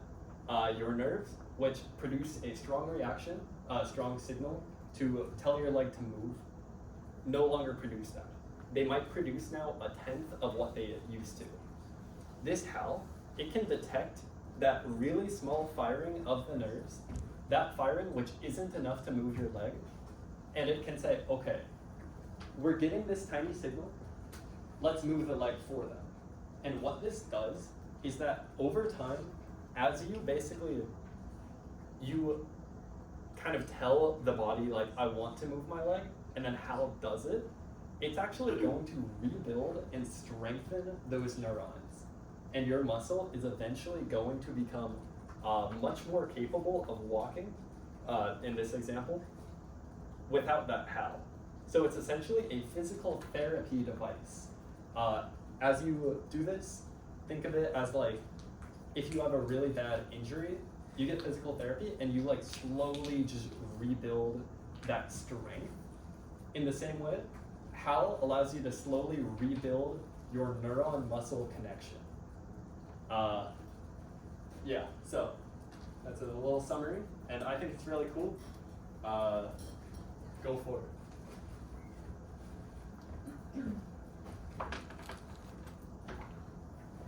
Cool. So this last little segment is kind of about the research that I'm involved with. And I think so far we've talked a lot about like medical devices, especially I feel like electronic medical devices, devices involved in like imaging and figuring out like what's wrong. But the research that I'm involved with is the anatomical engineering research, which is kind of bridging this field of mechanical design with surgical integration and surgical design, so more focused on like prosthetics, which is another like field of medical devices as well. So yeah, so Anatomical engineering, it's like this co-engineering of the body and machine. So it's a very like interdisciplinary field. There's a lot of mechanical design, electrical design, bioengineering, and orthopedic surgery specifically. So the lab that I'm in, you can kind of see like we deal with robots, and we use robots to do our like experiments, but we also are designing like in relation to your human body. So like looking at bones, looking at muscles, and figuring out how to like recreate it with mechanical design. So this is one of our implants, which we're recreating the ankle using a mechanical implant. So you can kind of see here, it like fits into the bones of the foot. And yeah, so like we do a lot of surgical collaboration. So you can kind of see like we do some surgery and we like implant things.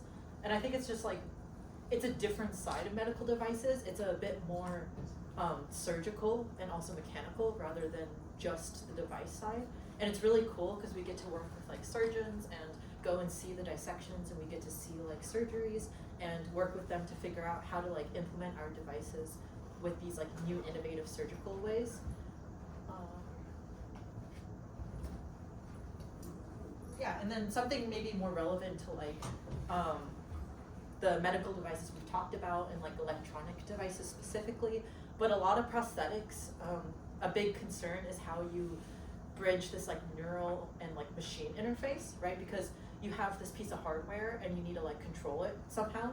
So there's a lot of like questions on how to reconnect it. So there's like reading signals from your muscles, from your nerves. Maybe there's even a better way to innovate upon the surgery to make it so that your body better fits with like these devices. So an example of this, I'll just present this one bit of research. This is actually my lab PI, this was his PhD project, but it's an agonist-antagonist like myoneural interface, which basically all your muscles have an agonist and antagonist pair. So when you flex one muscle, the other one stretches, and then when you flex the other one stretches. They're like in these pairs. So you can kind of see here, right? When one flexes, one stretches. And people theorize that this helps with like proprioception. It helps you understand where your limb is in space because you have nerves on all your muscles that are telling you like, I bet this one, therefore that one should be the kinematics, like your brain works out the kinematics and can tell you like where your limbs are. And so this is something that's missing when people do conventional amputations right now. People will just amputate the leg, sew it back up, and all your muscles are just like there. So this was kind of a new cool way of doing surgery where they were like, okay, what if we maintain these agonist-antagonist pairing during the surgery? So you can see here, they like linked it together. And then they paired this with a like prosthetic leg, so like a hardware piece. And with this new agonist-antagonist pairing, there's also little spots where they put like these ones. So the RPNIs, they attach like electrodes on the surface of the residual limb. And from that, with the prosthetic, you get this better proprioception because your body has this innate understanding of the fact that these muscles are paired together, and you can also have an electrical signal that controls the prosthetic better. There's a short video. Oh, that's okay. We can try and... It's okay. We can skip the video, but you guys have it in the slides. I think it's worth looking at. But that's just like a short intro to some of the stuff we do. I wanted to just talk about some of the other. Oh. Okay. Ignore this. Okay. Just like a quick overview of some of the other stuff we do in the lab in case you're interested in this stuff. We have projects that are doing like replacement of joints. We have a project that's like a magnetic attachment, so it's figuring out how to use magnetic attachment to put like a prosthetic onto a residual limb. There's also a project that is using tackling more of the electrodes and sensing like making that neural connection. So it's like using electrodes. It's in its very early stages, but using like connections of your nerves to power something else. So I don't know, just that's all I have for this stuff, but it's just like a little intro into maybe a newer, not as conventional thought of like medical devices that I think is very cool. So any questions on this research stuff. Cool. Alright, so now on to basically the opposite of advanced cutting edge research, alcohol. Basically, a breathalyzer, we are going to work through a very, very simple version. It's called the MQ3 alcohol gas sensor. What it does is, in this, we see these two legs labeled H. We're going to connect one to like high voltage, one to ground, pass a current, make things hot. And what we're making hot is this little shell. That's a ceramic. And from that, we are going to sense our current. Now, here is basically how it detects alcohol. In that, when electrons are basically in this tin, which is a conductive metal, it has a bunch of electrons, but oxygen is going to bind to the surface and trap those electrons. And when we have trapped electrons, we can't really have electricity flowing. But alcohol comes and reacts with that oxygen instead, and thus the electrons are free, and we can have current flow through the little tin ceramic. And basically, by measuring how much of that current is flowing, that tells us how much of this oxygen's been trapped. That tells us how much alcohol there is. So it's a few stages of proxy measurements, which is why our readings are going to be kind of bad. But that analog signal, it can then be fed into the Arduino, just like we did before. Calibrating this to the BAC is doable, but challenging, and just more complicated algorithm-wise. Let's just look at whether you are like sober or drunk. Here is very, very roughly how we'll hook it up, and I will actually zoom.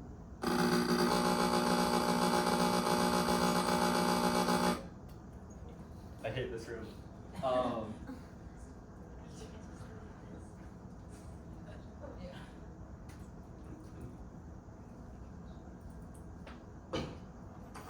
Okay, so we are able to see that on these little guys, and I want to see who is still here.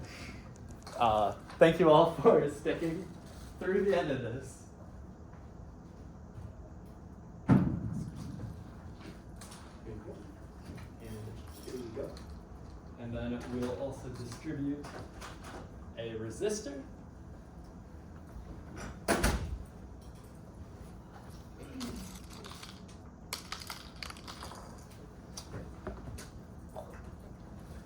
Basically, using those same wires from before, we are going to connect the A0 pin to basically the left. It doesn't really matter which side, but to like the left leg, we are going to put this 10 kilo ohm resistor. You're going to kind of wind it between those other two legs. If I could give one of these to you, one of these here.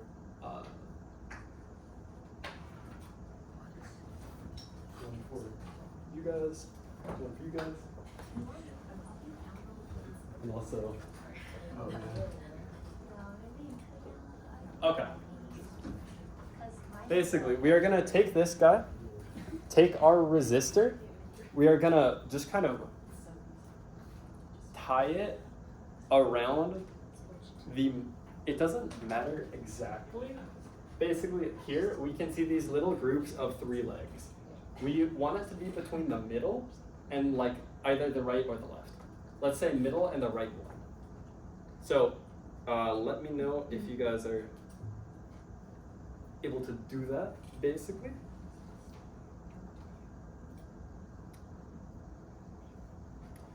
So just to make sure it's like touching, it's okay if it's a bit wonky. Does it matter which side? It does not.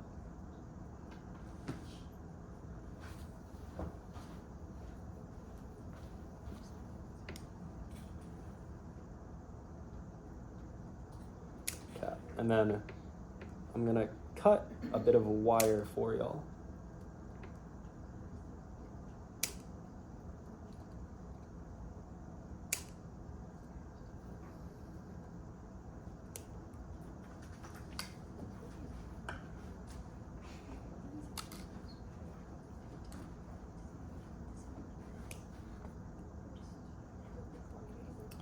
Okay. So for every group, we are gonna want to use this little strand of wire to make all 3 of these pins on one side touch. So basically we're gonna like wind it around like that. It's okay if you just do 2. And then it also lets you guys maybe use this to help with kind of squeezing the wire around those pliers there. And I'll cut that for the other groups too.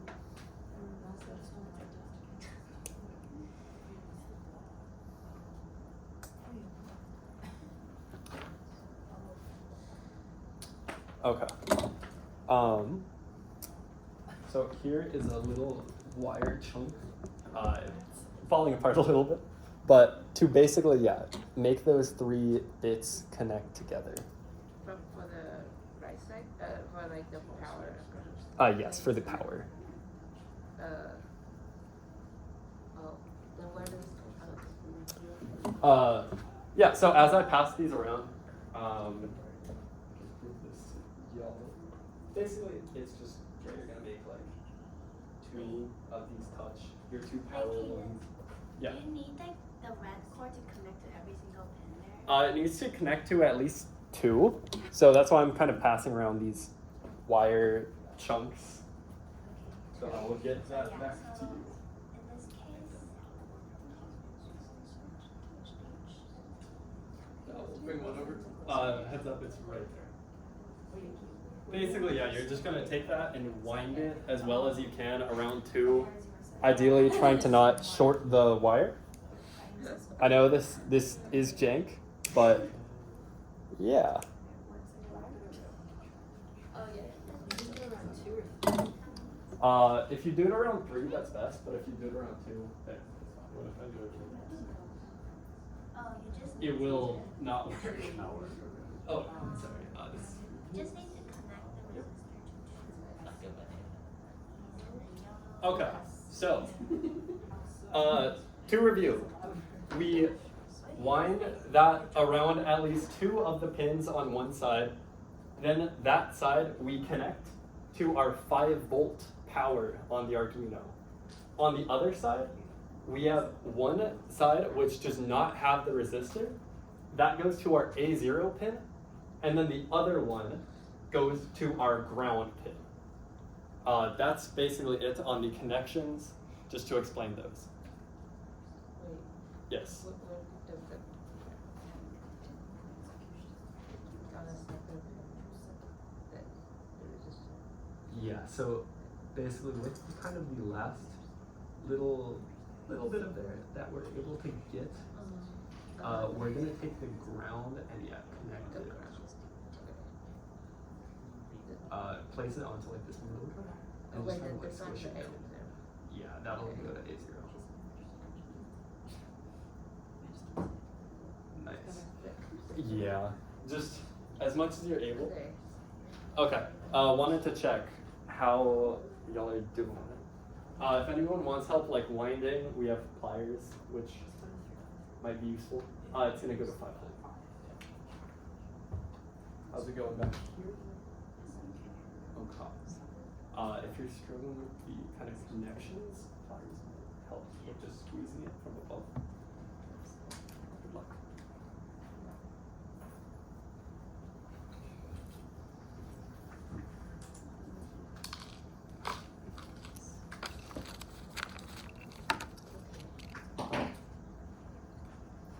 Okay. Now, as much as I would have loved to, actually, let me show the code as well. Oh,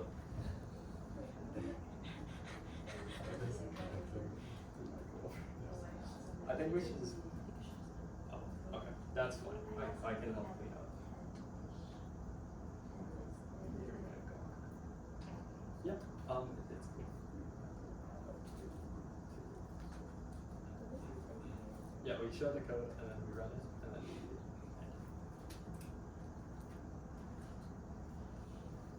okay. This will again be dropped in the BMES random. So yeah? Or wait, I'll say next. Look for the line that says sober and drunk. That does not need context. It just blends in with the rest of the BMES. Hey. Whoa. What are you saying? What? Yeah, so essentially we're gonna say, okay, very roughly, if a sensor reading is below 300, or at least it depends on the sensor, below 300 sober, above 900 drunk, in between it's a bit harder to read because this thing is pretty low resolution. But yeah, so for the alcohol, we have fumes from hand sanitizer and rubbing alcohol.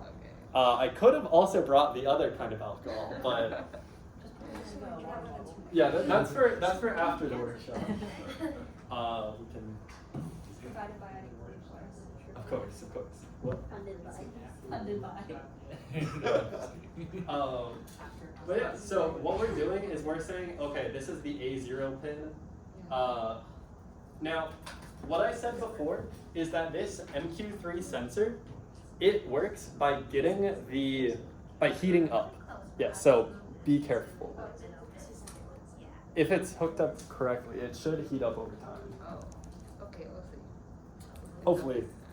But yeah, so basically just be careful handling the device because it is actually gonna get hot.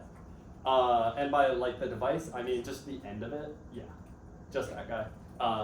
Because we're passing that current through the middle to heat it up such that the tin reacts with oxygen and those electrons get trapped so that the alcohol can untrap them. So this code, it says, okay, let's give it 20 seconds for things to heat up so that we can get decently calibrated measurements. They'll still be off because it's all going to heat up differently. But yeah, read the value of that pin, print it out. If it's based on where it is in our range, you're sober, you're drunk, or similar, and repeat. And this is basically something that you can calibrate yourself if you want to drink and then breathe on this multiple times. Needless to say, this stuff will be pretty strong, these rubbing alcohol fumes.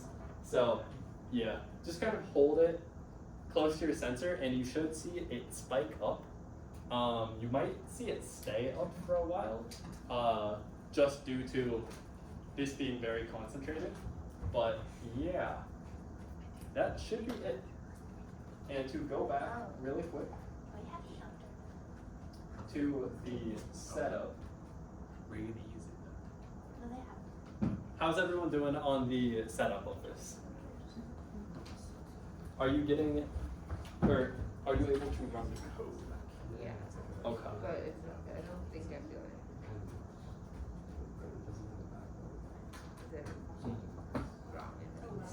Oh wait. Oh, Oh, okay. So this red pin is connected to the ground pin is connected. Oh, there we go. oh my god. Okay. Is that shorting anything? I don't think it's shorting anything. It's basically saying read ground, which is always going to be 0. So. Wait, so if it was not connected to ground, what happens? If it's like left floating, basically it's gonna read just like a random value. Usually, like. I mean, does it hurt the electron? Oh, Like without it, ground? it can. In this case, I don't think so. I think it's fine. Okay. Yeah. Good. Yes. But yeah, basically just we need to provide like a reference point for it to look at. Otherwise, it's just like all the stray electricity and magnetic fields in the air that do weird stuff to it. And that's something that we can't really control for without a ground. Do you feel it? Ah. Oh, okay, it is. Okay, perfect. Cool. Is everyone's getting warm? Their sensor is getting warm. Yes, no. But is the actual sensor? Yeah. Okay, let's check.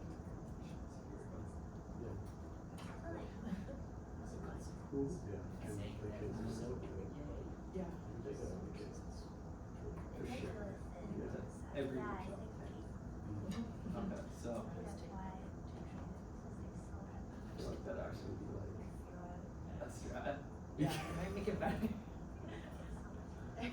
It's like having a computer.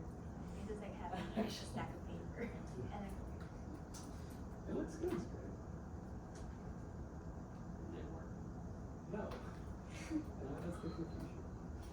Is this supposed to get like noticeable? Maybe.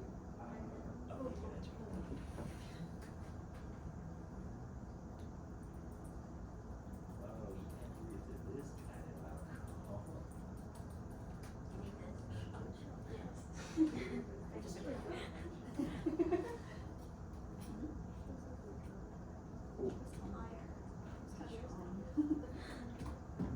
Now it's So this guy's hot.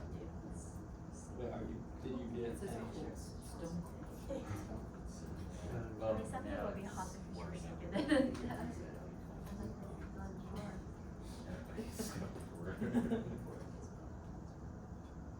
So weird. Was it? Okay, all your sensor values are reading Zero. which they should. Yeah, it's supposed to. Yeah. I think it's pretty accurate. Mhm. But it's really accurate. Did you want to try? No, it just shows like drunk. Yeah, ours says we're sobers. Okay, so if it's saying you're drunk and there's no alcohol, Yeah. then it's probably an issue of your resistor not being connected properly.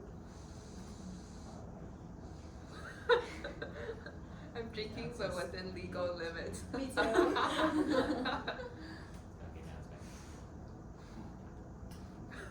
it's back. Stone comes over. Where does it come from?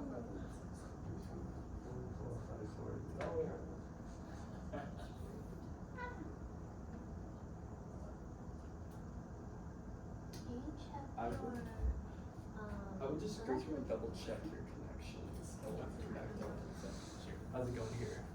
So when I put it, now it shows like a drunk. Yeah. It's drunk, but when I move it, it was super. Yeah, that's probably due to like something with your wires just like tapping, maybe. But if I put it here, like. It shows drunk. Now it shows. Hmm.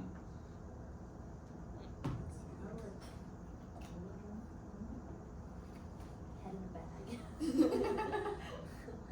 said go home with them. Don't drive.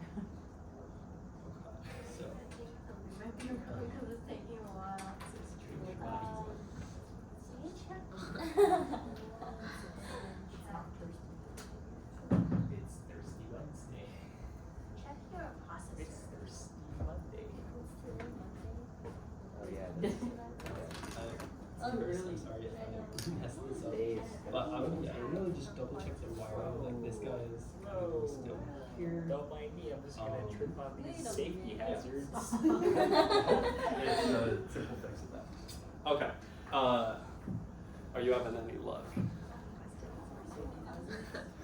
I'm just constantly drinking but within legal limits. Okay. So, Very consistent, even if but it's like a steady sensor value. Yeah. Okay. So what Even you though need to I'm do not good. is the calibration for yours.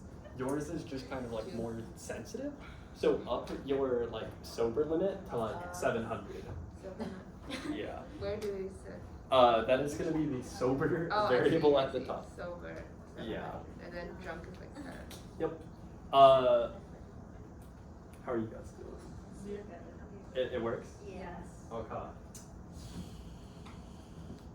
You're just Guys. sad. Yeah. It's 130, 31. Yo. That's what we should see. So yeah, I would redo those connections. How are you guys doing at the back? It works. Oh, okay. This is what it works. They changed that. Yeah. Oh, I was gonna say that. Does it actually work? Is it an Arduino issue? Or are you just?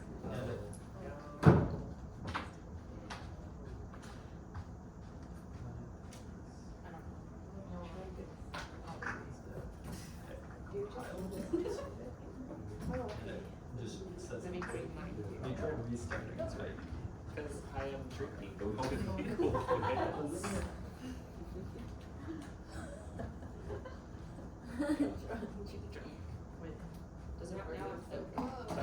Good.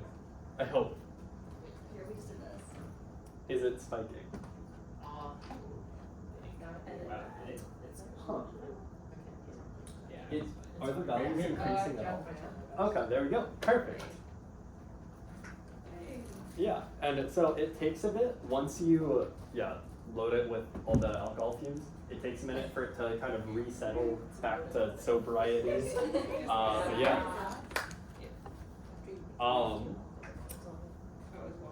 Okay.